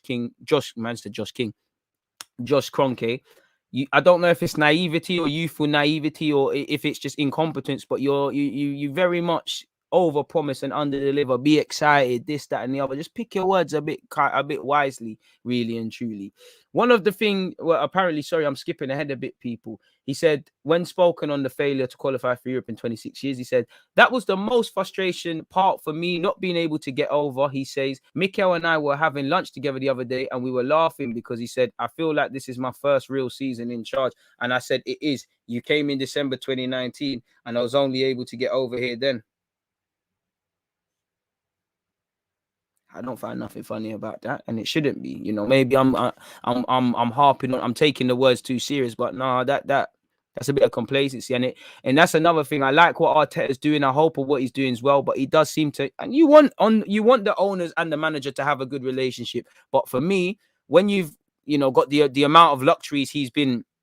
The amount of luxuries that Arteta has been afforded, that many managers last November or whatever would have been sacked. I just think when he's cozy with the owner, on top of there being no immediate pressure, this rubs me up the wrong way. Rightly so. Arteta doesn't deserve eyes looking over his work because he's doing all right. But there's been times he shouldn't, and there should be a balanced level, really. But He said one of the things he and I spoke about was changing the culture. To use a metaphor of the house, the legendary Arsene Wenger had built Arsenal Football Club into one of the most beautiful houses you had ever seen. Over time, that house has different people inside, and over time, every house needs to be renovated. Exactly. Right now, we've got asbestos. You know, you lot have let a lovely house. You know, there's bare mold, asbestos. You know, what's the word, man? You know, I don't know the word, but you know when crackheads are taking it over and making it a den, you know, you've all got cats using it. There's all mice and rodents. Well, you lot didn't maintain the house. And now you're going back to basics, which actually, if we use the house example as I always do, the foundation, Tomiyasu, Ramsdale, all of these things, resetting many things off the field. That's the less glamorous things, you know, making sure your walls keep the heat in your yard, the plumbing is working, the electricity is working. Then you can start talking about fancy TVs and all of these surround sounds and things. We need the bare minimum. So he is right on that example, people. One love LeBron James, but yeah, relevant to this thing. He said, when I sat down with Mikel, all he talked about was the culture. To be fair, one thing I'll give Arteta, he's banged on about us needing to be together, fans off the field, players, all of that stuff. He's banged on about it. And I think that has been beautiful, how we've got to this you know, that's it, man. Squatting's the word, the squatters. I like how we're all singing from the same hymn sheet and there's a bit of steel and grit. I hope it happens, the same happens when it's tested and we have them troubled times. It's very easy to all be together when things are going well. But yeah, when I sat down with Mikel, all he talked about was culture. He wanted to build on the foundations that Arsene had laid and great people that had come in before him, and also to help renovate the house back then into a beautiful modern day home that our fans can be proud of. And you're starting to see those foundations are really taking shape. I mean, we're seeing progress. It's been 10 games. Let's continue it. And we're in August. I mean, we're in November. We need to go from August to May. Hit the like button if you haven't. And he's renovating the Arsenal home in a beautiful way. Hopefully, whether that's 1 year, 3 years, or 5 years, it's going to become a home all fans are proud of. Scrolling all the way down, apparently this is the third time he has been back this season, as well as having lunch with Mikel Arteta. Yeah, and obviously he's met fans previously and all these things. And yeah, that's a good picture of when they were there. Obviously, Gazidis is not. He said, the more we get to know each other, the only thing it's going to do is strengthen our relationship. He says, he said, there's skepticism. I don't know if I'll ever be embraced with open arms, but to unite the global Arsenal fan base around a young manager and a young squad would be one of the most powerful and rewarding experiences of my life. You never done that. Okay, cool. Maybe indirectly, because, you know, the money spent doesn't get sanctioned unless you, your dad, or someone you've employed on your behalf to act has said you're allowed to do these things. But I don't think you've done that. I think, if anything, credit where due. I think Arteta, there's a lot of bad things. I think Arteta's been the one to unite things. What have you done? You ain't been here. Arteta's been the one facing all the BS, and he's made statements that right now the players are proving him right. You ain't done nothing. That ain't nothing to do with you, brother. Fair enough, you employed him. What the fuck are you talking about? Anyways, people, he says the experience of having a group of seven of Arsenal's most committed fans grilling was fantastic. No, it weren't, broski. He said, absolutely, the only way to get... And is it... What fans are these guys? I don't see no man them there, but absolutely, the only way to get better is to challenge yourself. I truly believe that, and that's what those people in the room are designed to do, to challenge myself and the board and club as a whole. But it's only subjective. You ask the real questions, you're not going to be there again. So what's going on there, people? Really and truly. Moving all the way down, I think he's gone on to talk about the Super League. He said, we were presented with an opportunity, and the main question we asked ourselves, the key concept, was talking about stabilizing certain parts of the football pyramid. We knew it wasn't a perfect concept, but the question we kept asking ourselves was, what's worse, a Super League with Arsenal or a Super League without Arsenal? There's nothing wrong. You should be chasing that. And to be honest with you, I don't really care about... I think a Super League could be better than what we think. I think, you know, people need to stop looking at what was old and look at something that could be different. I think that some of the points were legitimate. I think the only thing I found hysterical is that everyone who was moaning, apart from our fans, are moaning because there's a chunk of the pie. But let's be real. You asked yourself that question, but at the time it was a cheap way of Arsenal cheating themselves back into a competition in Europe's competition and earning the finances and the rewards without actually doing anything. It's not making any sense. It's not. And in the moment where things were moving as fast as they were, we got that question wrong. We quickly pivoted out of it. We apologized to our supporters. And when you're at that level with your supporters, there's really only one way to go, and that's up. I've worked hard to try and re-establish lines of communication, which usually means getting a number of strong opinions my way, which I welcome very much. To be fair, I'll give a man the credit, right or wrongly. You have been the face that's bared the blunt of stuff, and your I'm about to say your manager, your dad's been nowhere to be seen. But with that has come the galvanized sense in myself that I really want to connect with our supporters in a much meaningful way. I mean, if you want to do that, stop being in the best seats in the house. Go and sit among us commoners in the North Bank. Go and walk around on a match day. Go and take a walk up Seven Sisters Road. Go and actually embrace yourself. Go and see what it's about. Go and see what Arsenal Football Club is about. I'm sure you've been in that and indirect things, but you ain't done none of that. It's a madness, man. Apparently, anyways, moving away. Apparently, at one stage, Arsenal went 7 Premier League games without a win. Kroenke was in almost daily contact via Zoom with Chief Executive Edu and Arteta. So, oh yeah, he's a manager that maybe we're giving him a hard time and things like that. Anyways, people, apparently there were never any doubts on my part. There was always going to be a tough transition. As long as we understood and stayed together, pardon me, there was never any doubt in my mind. There were only words of encouragement going on behind the scenes. Mikel recently was commenting on how there's a point in time when doubt is a natural thought process that comes in. I mean, I deal with doubt every day. Should I be here? Is it worth it? Am I providing quality? And then there's fair play. There's something deep inside you that makes you keep going. We all get moments of doubt. Am I doing anything well here? Of course. He said he said that comes in, but we all put our arms around each other and we only encourage each other. The power of positivity got us through some very dark moments, and with the work ethic of everyone in this building, with the power of positivity, we've come through it and everyone is stronger for it. We ain't come through nothing. We've come through bad times where now we ain't learned nothing. In May is when we come through something. We're in a tunnel. You know, they say there's light at the end of a tunnel. We're in the tunnel. Someone's turned on a flashlight and we're walking into it now. We're showing willingness to get to the other side. We never done that prior. So let's calm it down a bit. He said, we spoke about this as well. He went on to talk about the bids. He said, the club is not for sale. We just took control of the club in 2018. I'm 41 years age. As far as I'm concerned, we're just getting started. So again, Daniel Ek, you got to go buy another club. He said, we received many, many other offers behind the scenes in addition to the one that was public, and we only issued one statement on the whole thing, and that was that the club was not for sale. Lots of parties all over the world have made offers, but you told us a few months ago that there was no offers, and it was, what's the truth? Daniel Ek saying there was an offer, you man was saying there isn't an offer, so what was going on there? Arsenal Football Club is a global thing, and there are many people paying attention all over the world, and there are people who want to get involved in this club all over the world. The club is not for sale. We're just getting started. Moving all the way down, a man said, anytime you're winning silverware, it's not a bad thing, but the standards for Arsenal are much higher than winning FA Cups. I mean, you said it. So compete. We need to be competing for the Premier League trophy consistently year in, year out as the best league in the world. If you're competing for that, you're basically competing for every other silverware in global football. Essentially, that would mean winning the Champions League. Absolutely. I state the Premier League as our main goal. It's the strongest league in the world. And if you're competing for that trophy, then you're competing for every other trophy in the game. But if you're competing for the Premier League trophy, you're competing for the Champions League trophy. He says he will not be satisfied until this is achieved. Apparently, attention draws to the fact that finances have loosened since KSC has took control, mainly guaranteeing loans to allow Arsenal to be more aggressive in the transfer market, people. Let's see what's going on there. It's the financial model of the club.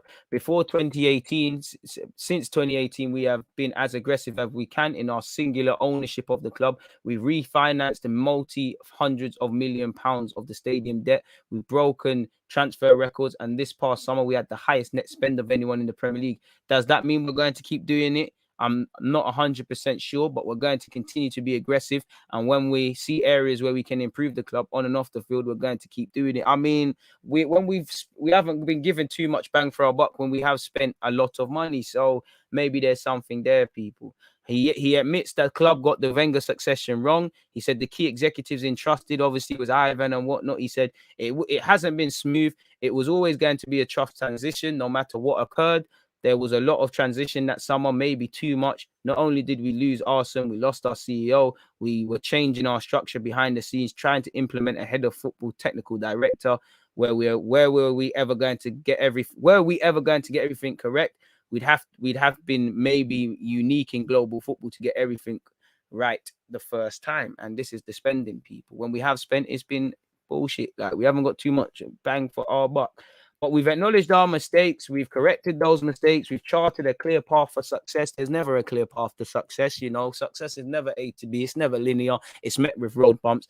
Does distract, you know, again, I don't want to say in his life he's never had to go through adversity, but you strike me as someone that is very spoiled, someone that hasn't actually lived in the real world. You're just saying all this positive BS. It sounded like I'm in a global warming chat, or I'm hearing stuff about diversity. You're saying the same old things. Once we get out the room where all this energized conversation is done, what is the physical steps? To be fair, he has kind of outlaid them, but I don't know if there's a clear path for success, especially with what we're doing, which is unique going into the game, go against many other teams right now. He said a clear path which has started to take shape over the last few matches. As a club, we're proud that we have withstood the early challenges of this season to be where we are now. But if anyone's satisfied, they're kidding themselves. Okay, I agree with that. With a taste of stability and a touch of success, maybe over the last few matches, that only makes us hungrier for the future. I mean, just keep showing it. It's been 10 games, all comps. Once we took a step back and understood what we needed to do, we quickly changed direction, and hopefully that culminated in what they saw was a very clear strategy in the transfer market this summer, or marker as it says here. There's one elephant in the room he's spoken about. Wenger, he said, I wasn't aware of that sense. If that's the sense, I would love to sit down and understand that. There's nothing but respect from this side, from myself personally. I know from my father and as a club as a whole, because he broke his back for you lot. Pause. If there is anything, there's no substitute for good open communication. So if there's something I'm unaware of, I would welcome that conversation wholeheartedly. Arsenal will be welcomed at Arsenal whenever he wants to come back. He'll be welcomed with open arms by the entire club. After 22 years of being in one place, it's natural to want to do other things. But as a club, we're in a position we are today because of him, and we know that we understand that he's a big part of our past, he's a big part of our present, and we want him to be a big part of our future as well. So, yeah, man, we'll have to see what's going on. But Wenger probably needs to do a lot of internal healing, really and truly, man. It is what it is. Really and truly.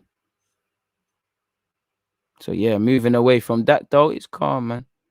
Bro, man, Charles Stu, he's claiming ownership of United, a fan base, you know. Big up him for that one. I've never ever seen that one before. But fair enough, if that's what you want to do. I would say, if anything, Arteta's done that because he's been the one that has to bear the brunt of things, really. And he's been the one that at times we've looked at him when he's saying things, we're like, you're bugging out, man. No one believes this, really and truly, you know. So if anything, it's Arteta. But I would say in this, I think fans have been fairly optimistic this summer, you know, really and truly. It looked like things were changing, even in the bad times when we got smoked against City. They kept rallying behind the players, you know.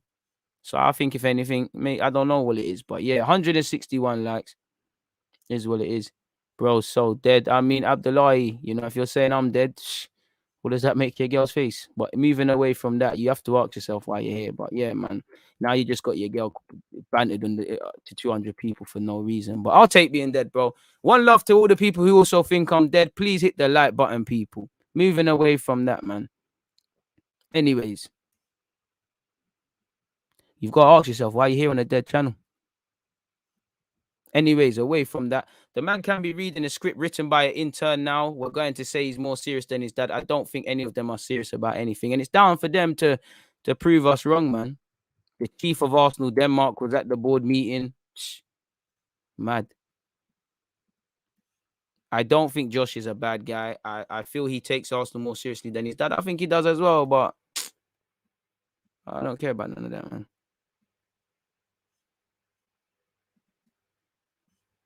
Just prove us wrong, man. It's absolutely crazy, man. His dad probably bought his way into the team. Stop forcing this Martinelli thing. He and Pepe have started games this season and didn't impress. They just need to be patient for the next chance. I haven't even said Martinelli's name. If you're talking to me, maybe that's a conversation being had in the live chat, but I didn't even speak about him, really, man. We're so far behind. We had to spend that 150 million just to get back to a level with 6/7th. Now we need another investment to take us forward. Exactly, bro. Don't doubt yourself. You're an absolute real one and brought people together all over the world. Thank you, bro. I look forward to being with the nation day in, day out. Big up. I appreciate that. And this is why, you know, when you see them little troll comments, you get me. It's a madness, man. Please, DG, can you help me tell Arteta to stop Oba from taking penalties? Appreciate the Polish ones locked in. Too easy, bro. Too easy, man. A man said he thought this was pre-recorded. I'm ashamed to share a name with Josh Kroenke. Nah, man, Josh, don't be ashamed, man. I'm sure your mother named you that with all the best intentions, man. So, yeah, don't be ashamed of your name, you know. A bit over the top, but fair play, broski. You know, be happy with who you are, man.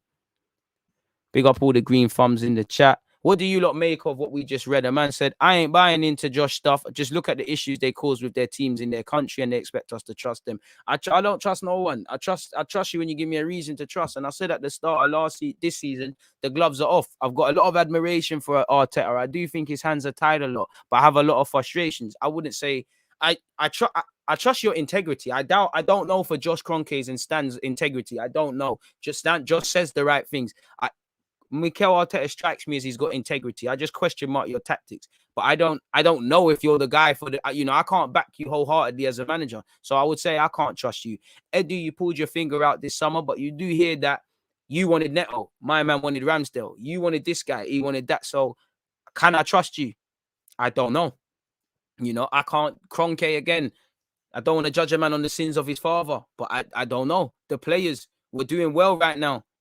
I can't trust no one. In May, if you man show me something I can start to trust. Trust comes from confidence. Confidence comes from consistency. Consistency comes from a level of performance or a level of performance in anything you do. I can't say I trust anything connected with Arsenal Football Club as much as I love it. Right now I think is good, but the trust word, boy, I don't know. I don't know.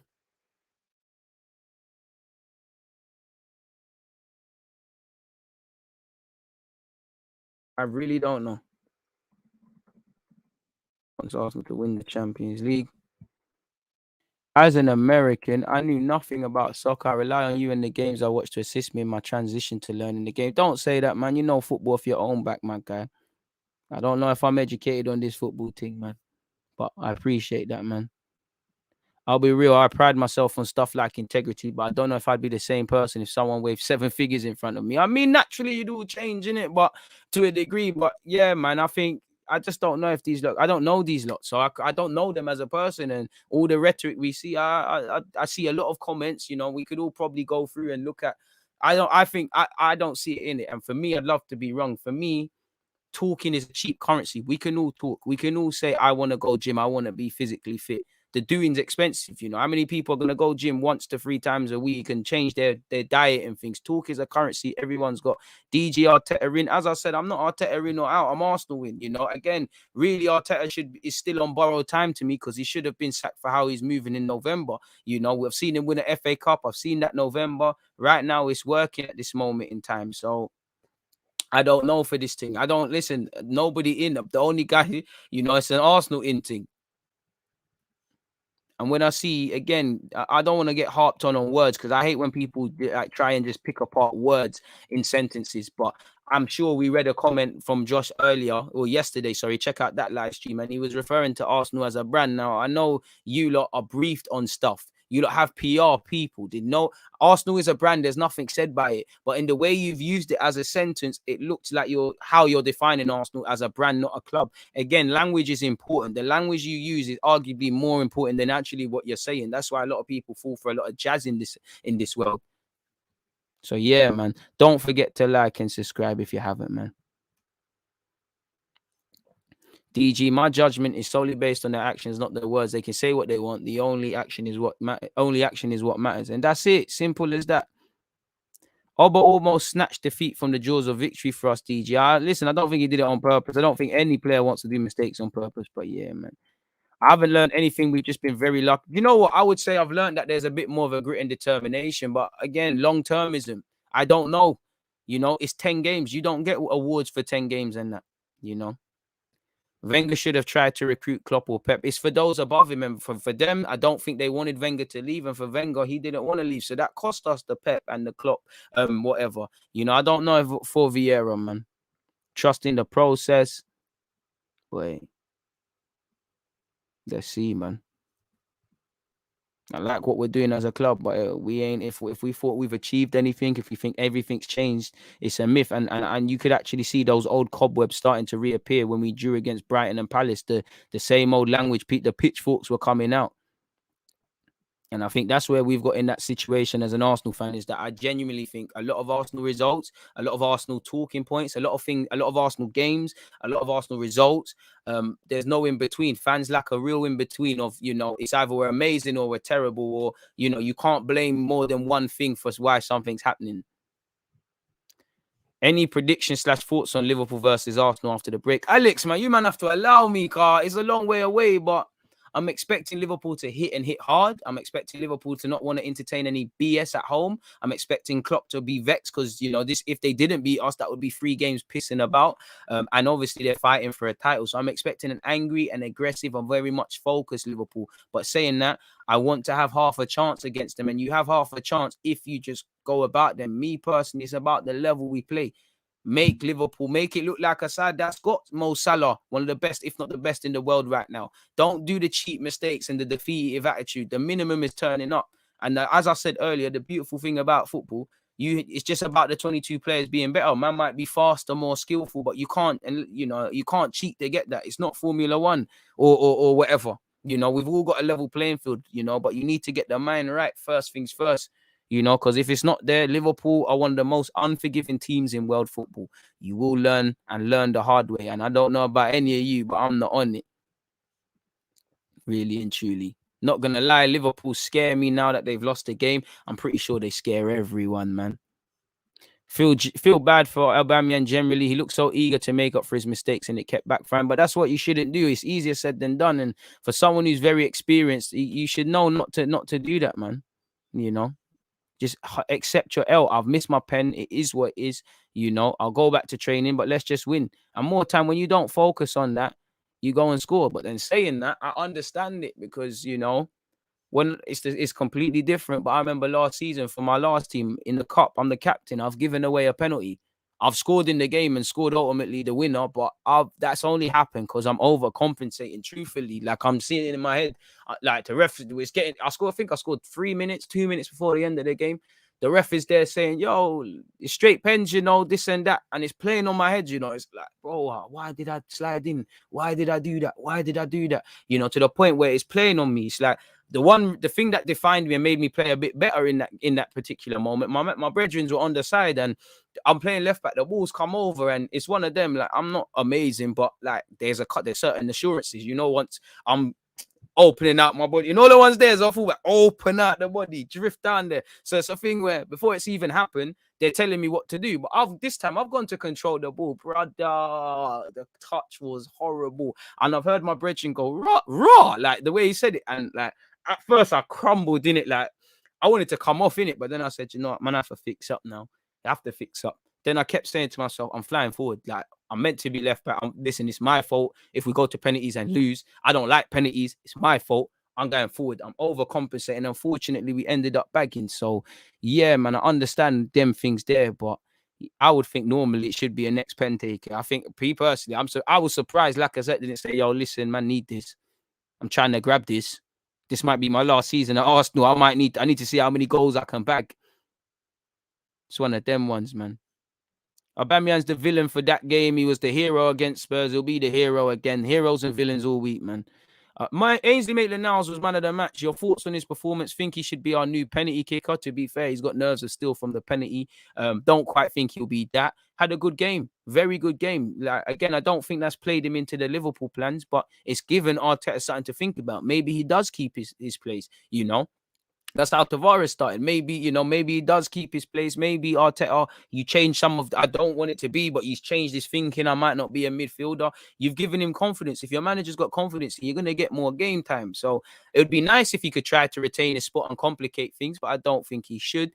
And I don't think he will against Liverpool, but he might do. Expecting Arsenal to be top 4 after Liverpool. Our boys hitting some form. I mean, expectations. And are we a team where you can have expectations? I don't know, man. Josh said, if there's holes, we'll address it. Well, if that's the case, I expect a midfielder or two in January. Tell him again, South London. Tell him again. Trust. I think it should be. And I know they, striker and centre mid. I don't want to say I'm surprised because Arsenal can do things very different. But I'd be surprised if this time next year we haven't got at least two centre mids and a new look striker, man. This is why I like this channel. There's a balance in emotions. We had a good run and I'm happy, but still trying to be very realistic as well. I appreciate that.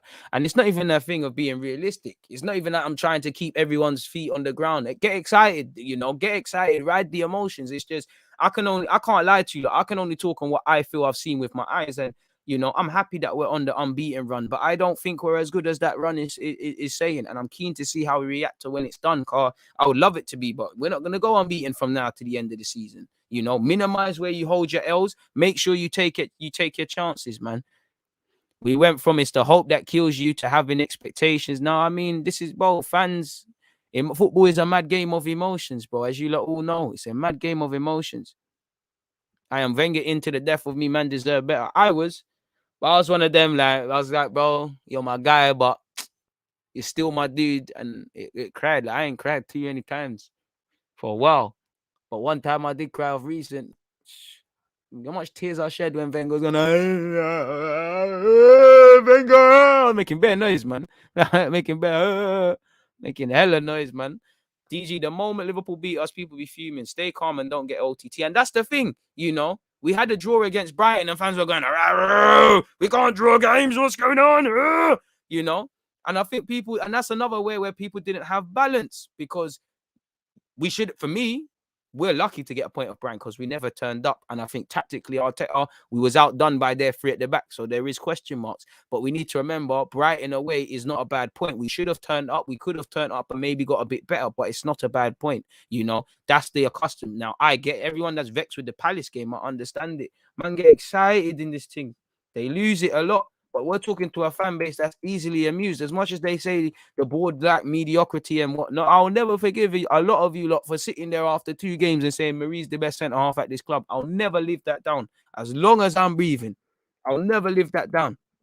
With Arsenal, you're a hero and then you're a villain. Tierney, Saka, Aubameyang, Lacazette are testament to that. Lacazette, everybody's on his case now and breading him. Do you remember last season, before the second half of last season, they're saying, what's he doing here? Now I understand it. If you're not doing it on the pitch, this is what happens. But things get remixed too often now. There's no balance. And that's because of what's going on with Arsenal. Arsenal have lacked balance in all aspects on the field, off it, historically. How can I expect the fans to have anything?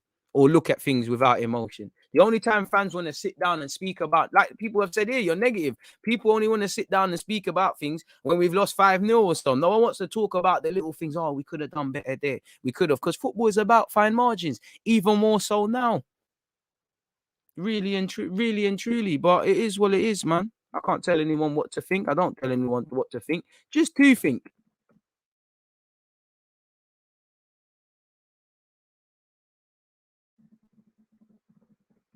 Arsenal have achieved nothing yet.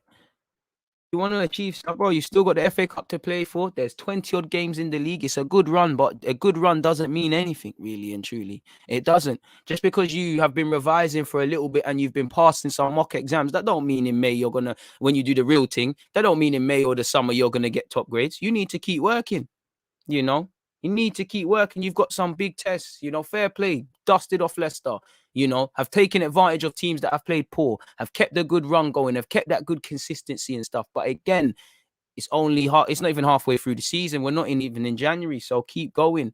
Or keep going. There's going to be twists and turns, bumps and bruises, more injuries to come. So keep going. Forgive yourselves for the start of the season. Apply yourselves now. We're at 0 in terms of goal difference. We're in a massive slugfest with Man United, Leicester, Spurs, West Ham, all these teams for 4th place, ideally 4th, 5th, 6th. Everyone's going to win games. Everyone's going to drop games. There can be no element of complacency. We've got a point to prove, and it sounds cringy as hell, but every game is a cup final from now till May. We're going to lose some, but it's how we bounce back. How do you stop the bad form? How do you exploit your good form? It's these sort of things will make the difference and ultimately will show some consistency among the table. I don't care if you finish 8th again or even 7th, but you had this amazing run. I don't give a shit about that. I care about August to May. Do not tell me like some Arsenal fans were doing, oh, 2021 we're the best defensive side and we got this and got that. You're remixing narratives. You know, we need to look at it with balance. We've been keeping clean sheets. We've got 5 clean sheets. That's only one behind City or Edison City. But that's also one behind Hugo Lloris. There's a lot of football. A lot of football. So let's just keep it going, keep applying ourselves and seeing what we can do in that regards. Because we're not only fighting ourselves, the league is competitive. VAR is a cheating thing, you know, which is going against us and that. So we're playing everything, people. And people want us to lose. People want Arsenal to be that soft touch and do all these things. In the last 10 games, I'm telling you, some journalists are probably losing. Certain journalists, YouTubers, everyone, because the engagement levels aren't really there. The minute Arsenal lose, you know you're going to see, oh, Aubameyang bottled it as a captain. Disillusion. What's going on here? This, that, and the third. Bro, we're starving them. We're starving them. And long may it continue. But we have to keep it going. You know, we have to keep it going. It's a lot of it's on Arteta and the board, but a lot of it is on these players and how they micromanage themselves as well. Because they're the ones playing. They're the ones who we feel embarrassment and failure. You lot know I would feel hell of embarrassed 38 games if I don't finish where I want to finish. You know, I would take that home with me. And some of you, year in, year out, have been attached to failures. Last season, we was breaking new records. And at the start of this year, for failures, you lot's names are permanently going to be attached to that, you know. When we watch in 20 years' time, Premier League years, and we see first-time Arsenal, this and that, some of you lot's names, unfortunately, are going to be there. But some of you's names are going to be with the FA Cup where Arteta won. Some of you lot's names can be among the first team post-Arsene Wenger to get in Champions League or do this and do that. It's whatever narratives you lot want in May, you lot will spin them. If you want it bad enough, you'll end up where you need to. If not, we'll be sitting here talking about a bag of excuses. Simple as that, in my opinion. Even though football isn't a simple game, folks. Team can be complete. Oh, you meant to say this team can't be complacent going into this next stretch of games. We can't. Again, we all know the fixture list, but for those of you who don't, we know after this it's a Liverpool affair, which crazy. But you know, we'll have to see. Let me get it up for you lot. Again, there's no complacency. You can't afford to be complacent. You cannot afford it. You know, shout out to the under 23s going to play in that cup on Thursday. But where Arsenal are concerned, you've got Liverpool away, you've got Newcastle, who new manager Eddie Howe might be a new managerial bounce. They're trying to stay in the division, they're bottom, so players need to want to get free. They're going to want it as much as us, you know. Hopefully not. You've got to go to Old Trafford, regardless of their form. You've got to respect them. Everton, Goodison Park, I want a performance there. I'm not going to lie, because that was atrocious last year. Southampton, bit of a bogey team. In form West Ham team, that's as biggest player in the biggest teams in the league right now. They're in form, and they're a tricky team to come up against. Last season at home, we just about won, if I remember correctly. And that, you know, and it was a crazy game at their place. You've got to go to Ellen Road. Now, Leeds are not flying high like they used to, or wasn't at this time last year, but still, you've got a cup game where this Sunderland guy was talking mad bullshit, you know, calling us a small club and things like that. Go and give that pampered guy who is only a manager because of his dad, Lee Johnson, you pussy, go and smoke his team. Don't let him talk more West. Get to Gap final. Carrow Road is difficult. Regardless, they're trying to stay in the league. Wolves are a very good team. We fucked up at that stage last season. We've got a difficult run. That's why I said from now till January, all that matters. We need to be going into this City game, probably going to change that today, with a decent points tally, still being able to say the same things that we're talking about now, how we're fifth and these things. So time will tell, man. Time will tell. And I'm not expecting to win the game. We can't win every game. It's not going to be like that, but it's about how you lose. It's about how you lose. And for me, even starting with the Liverpool game, if they show their quality, what can I sit here and say? They're quality team. Don't lose because people are playing stray passes, people are not following runners, you know, individual pass backs and things like that. These are the things. You can lose to Liverpool, but lose with pride. That's it. The issue with Arsenal in recent years is getting rid of bad players quick enough or getting them out of the starting 11. It's like the rotten fruit effect. Exactly in the same way we want people to have good habits. We have a lot of players with some bad habits, and bad habits and good habits are contagious. You become who you chill with. You know, you can't be a good defensive side with bad habits, which is, you know, we've still got youthful naiveties that need to be learned. But that's why when we was doing that, when we was improving defensively when we was having guys like Mustafi in our defense, it was never going to be there because they're not good defenders and it's not about ability. They don't have good habits, so it was never going to last. We need to Any bad habits I expect with these young players, Ramsdale, etc., we need to coach that out and promote good habits. Because for the next, Saliba's going to come in and obviously he might pick up some good or negative traits according to what's going on. I do have faith in Liverpool, but we need to, you can't just look at the fact that they moved to them, man. I didn't say we can't do anything. I just don't, it's not a given. And it's about the mentality. And then fundamentally, I know Arsenal are unbeaten, but in my heart, I don't know what Arsenal turn up. I'm still not convinced by Arteta. In his 100th game in all comps, he has 54 wins. Only manager in the club's history with more wins in their first 100 is Graham with 56. Let's just hope his time ends with Graham, like Graham or Wenger. You know, but again, you have to, that's a very good stat to have. We need a cash injection and a little bit of bribery money from Jeff Bezos to get that documentary to bang after this season. We live in a time of ifs and maybes. If we sell El Nene, Kalajnets, then maybe we sign a centre mid, but a striker. Forget all these dreams, guys. I also wish to be wrong in this statement. It's true, but certain people have more hopes and dreams and ifs and buts than the others. So we've got a good platform, but I listen. If you, I'm not gonna sit here and say, oh, but we went 10 games unbeaten in all comps and kept 5 clean sheets in November, broski. I'm not going to waffle about that in May. Seriously, what has Arteta shown us in our unbeaten run? That's a bit harsh. We've seen a bit more fire, grit, determination. On occasion, we've played some good football. We have seen some building blocks. In relation to a marker, I wouldn't say not. And I still think the jury's out on Arteta and the players. I would say that. So I see where you're coming from, but a bit harsh, slyly. Obviously, people, make sure you're following me on Twitch. 4 p.m. It's FA Cup final day. And I'm starting to get nervous about that, really. If I'm completely honest with you. Hopefully, we're able to win it. I need to go buy a red tie. Hopefully, I can find a shop with such. Hopefully. We're almost at 200 likes, people. We're flirting. 197. Hit the like button if you have not done such already. Very appreciative of those of you who have done such, people. What else is going on in the world of football? I mean, shout out to Ainsley Maitland-Niles. You've come such a long way from them Instagram BS's people. Apparently, Hector Bellerin is out there doing Hector Bellerin stuff, people. It's lovely to know man are doing calamitous things, and it has nothing to do with us like that. But it probably indirectly does, because how are we going to sell Donny? But apparently, Bellerin scored a calamitous own goal after comments on Gunner's return. And to be fair, in the Europa League, did he not get savaged up the other day? He was left with his heads in his hands after awkwardly firing into his own net as Sevilla lost 2-0, as Betis lost 2-0 to Sevilla. That's that Sevilla region derby as well. So yeah, man. Make sure you buy him permanently though. He's a good player. It was an accident. He made a mistake, man.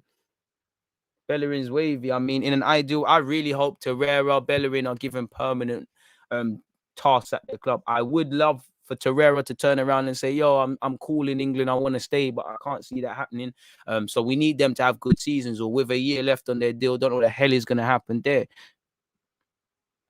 And maybe, you know, as far as I'm concerned, I think there's options in their deals, but there's no obligations. Maybe we should have done that with Guendouzi. The scenes if DG loses, boy, it's peak, broski. It's peak, but hopefully not, man. Allow me with the final. We can't lose a final. Well, we can. And I'll just be back again, people. Latest report, allegedly, Lacazette has decided to join Atletico Madrid. How much time are they going to spin that one? You know, if it wasn't for a transfer ban, he probably would have been a dem player, people. Okay. No, and indirectly, I was clicking on the Lacazette one. Ain't this bad a bitch, man? Let me just share my screen.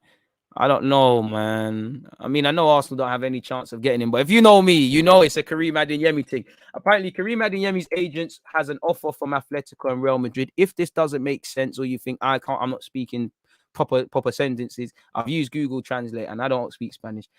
So I don't know why this is correlated to him, but as you know, Karim Adeyemi's been linked with a bag of clubs. He's doing wavy stuff. Allegedly, I guess if Atletico are looking for him, they're looking for a forward. This article is deemed that Lacazette is more affordable than Karim Adeyemi for Atletico Madrid. Lacazette could be landed at zero cost, and it's not exactly zero cost because you're going to have to give him a decent wage and okay length. And for me, if you can't do any of that, if I'm Lacazette, I'm saying, boy, man's 30 or whatever, you know, I need to be given a big signing on bonus. So it is what it is, people. And obviously, he's been linked with Atletico since the beginning of his Arsenal career, really. And he was meant to go there, if not for a transfer ban. Potentially, Lacazette could be there. But it just seems like, you know, people are getting 2 and 2 and getting 5, you know. And at a day and age where it's international break, there isn't going to be too many talking points surrounding Arsenal. You can just see there that someone's just remixed it and just got 2 and 2 and just got a million, really.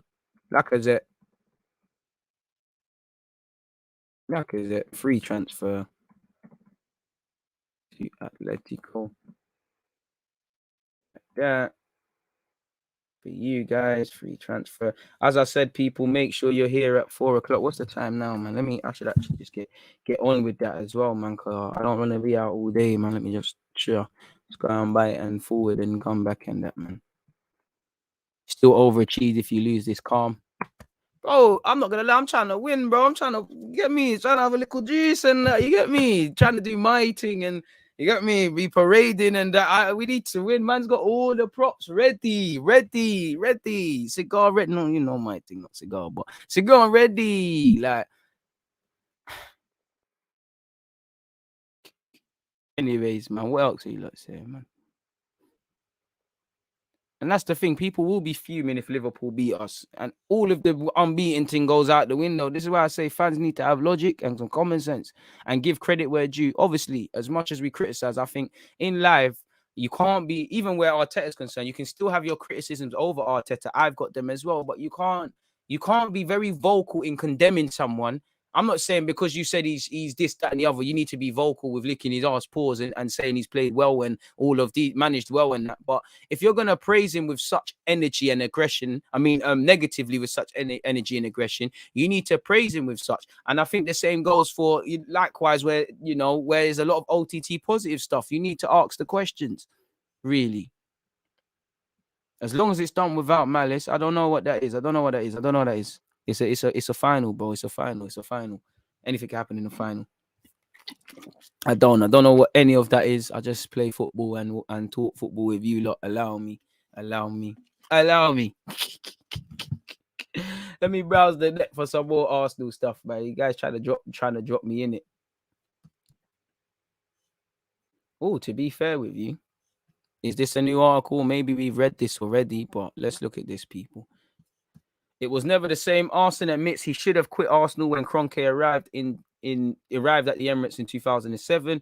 Arsene Wenger has admitted for the first time that he regrets dedicating so much of his life to Arsenal. I think we did cover this really and truly.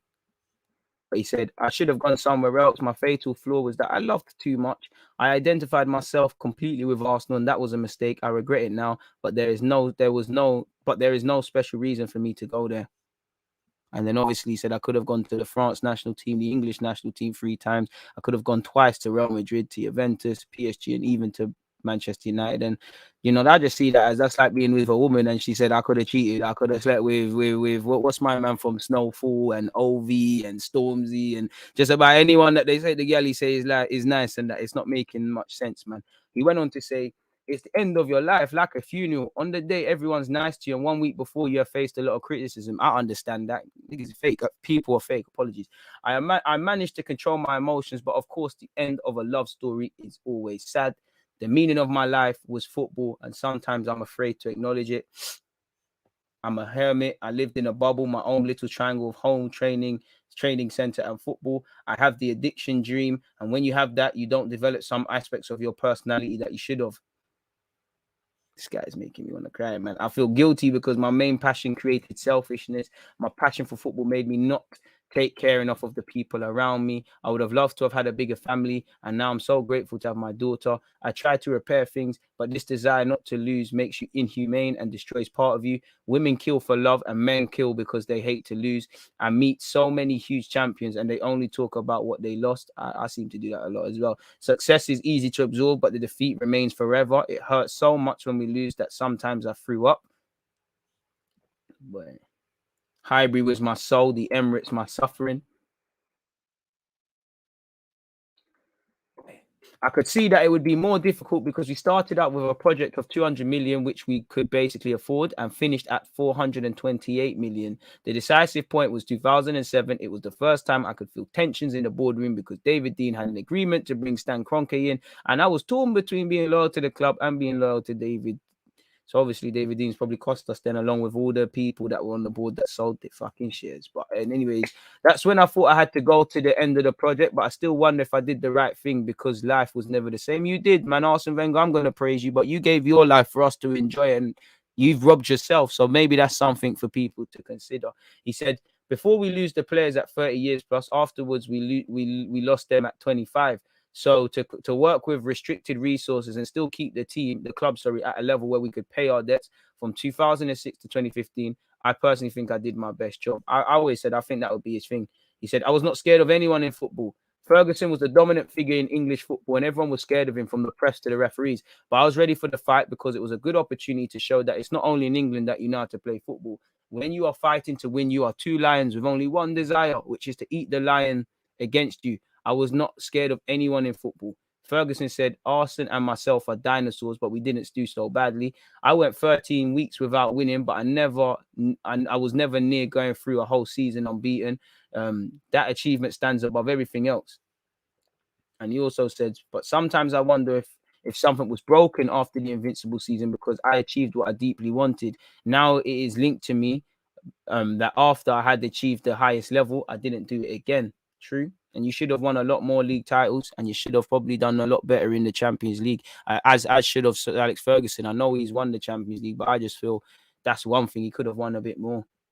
But saying that, it is what it is, people. So that's that where Arsene Wenger was concerned, people, man. You know, Wenger, that was a very damning statement, I would say, and that's one I'll make the timestamp. A man said, Highbury was my home, Emirates my suffering. Bloody hell, Wenger. And this is why Wenger is box office, but bloody hell, that was a damning way of putting things, I would say. For extra content, follow me on Twitch. Appreciative of that. Hearing and watching this hurts a bit. I think it's important to remember what Arsenal did for Arsenal. No matter the ending, Wenger should have never been disrespected by the wider Arsenal community, and that as well. And also all the fans, a lot of fans from other clubs and the pundits, they all rewrite history. Like what he said there about everyone's your brethren. They all call man a dinosaur. He's holding them back. This, that, and the third. Bro, that Highbury quote. Bloody hell, fam. Bloody hell, Wenger, man. Arsene gave more to Arsenal than he could have ever imagined. Shoulda, woulda, coulda. Man, I'm not here for it. Josh only shows his face when we're on some kind of decent form. Again, PR. He should have gone out on top after 13-14 or the 16-17 FA Cup final. Probably, man, but he didn't, man. And this is why it's not that he overstood his welcome, but don't overstay your welcome. And to be fair to you, towards the end of the years, playing devil's advocate, let's be real, Wenger knew he had a unique position here at the Emirates. Similar, it's not the same, but Arteta knows certain things that other clubs are not going to run. He knows that as well. As humans, when we see these things, we leech onto these things, and we know these things, like, realistically. But absolute mad thing where that's concerned, man. Like, that was damning. Hit the like button if you haven't done such already, folks. Please do that one, dear. We're so close to 200 likes. We're flirting with it, people. Well, we're at 207, so we've hit it now. Things refreshed in that. So yeah, that was a pretty damning statement. Pretty damning statistic from the big man as well, man. But It's life, innit? It's life, it's life, it's life. Should we see what other fixtures are on in football these days, people? Like, what is actually apparently safe standing to begin versus Chelsea versus Liverpool on the 2nd of January? I saw that today, people. Apparently, safe standing is returning after nearly 30 years. Manchester United, Manchester City, Tottenham, and Chelsea, as well as Cardiff, have all had their applications to be part of a safe standing trial approved, people. Obviously, due to what happened in the past, there was Hillsborough, RIP, everyone who suffered in that lost their lives. So there's been a bit of a change in that regards, but it is what it is. So we'll see what happens in that regards, people, where safe standing's concerned. But I was trying to find the fixtures. What actually is on, man? There's gonna be no watch-alongs this week. To be honest, we could probably watch Arsenal's 23s on Thursday together. But apart from that, even the internationals, man, what Portugal, Republic of Ireland sounding like the waviest game I'm seeing, people. Friday, I know. When's England playing? It's next week thing, innit? It's rubbed. This international break period is gonna be rubby. So yeah, there's nothing of significance there, if I'm honest with you. But yeah, people, make sure you've hit the like button. If you're on Twitch or not on Twitch, make sure you are on Twitch, because again, 4 p.m. I'm gonna go live there. We'll speak FM. We've been here for almost 2 hours, people. So I know you lot are tired of hearing my voice, and we've run out of things to speak about. So yeah, I need to go out. I'm gonna hit gym quickly. No, I probably, that's a tomorrow thing, but I need to do a couple of things quickly. I need to go and buy a tie as well, and then yeah, man, couple of other ones and twos, bits and pieces, and I'll see you like at 4 p.m. Need to grab something to eat now. I can't cap, but it's been a fantastic live stream with you lot, where we've spoken about Kroenke, Wenger. From a tactical point of view, Arsenal, Watford, a couple of other fallout points, and we've gone a bit left, but it doesn't matter. First things first, I want to appreciate you lot for listening and supporting as you normally do. Please hit the like button. Please comment in the live chat. If you're listening to this on a rerun, comment in the comment section. The engagement drives it, people. One love to everyone who's hit the like button. Like I said, we don't need to worry about no dislikers and bots and people hating on the thing, people. We don't listen. We're gonna build something. DG Nation, we're doing what we need to do. So yeah, man, everybody stay safe, stay blessed, stay in good spirits, stay in good health, attack your goals. It's Monday morning. Let's start aggressively. Attack Monday the same way you look forward to Friday, and we'll all achieve our goals. Hit the like button. Stay safe, stay safe, stay safe. Said it 3 times, so you make sure you take that message. Stay blessed. Hit the like button. I'm out. So, as always, is that active red light, defending. I think it's like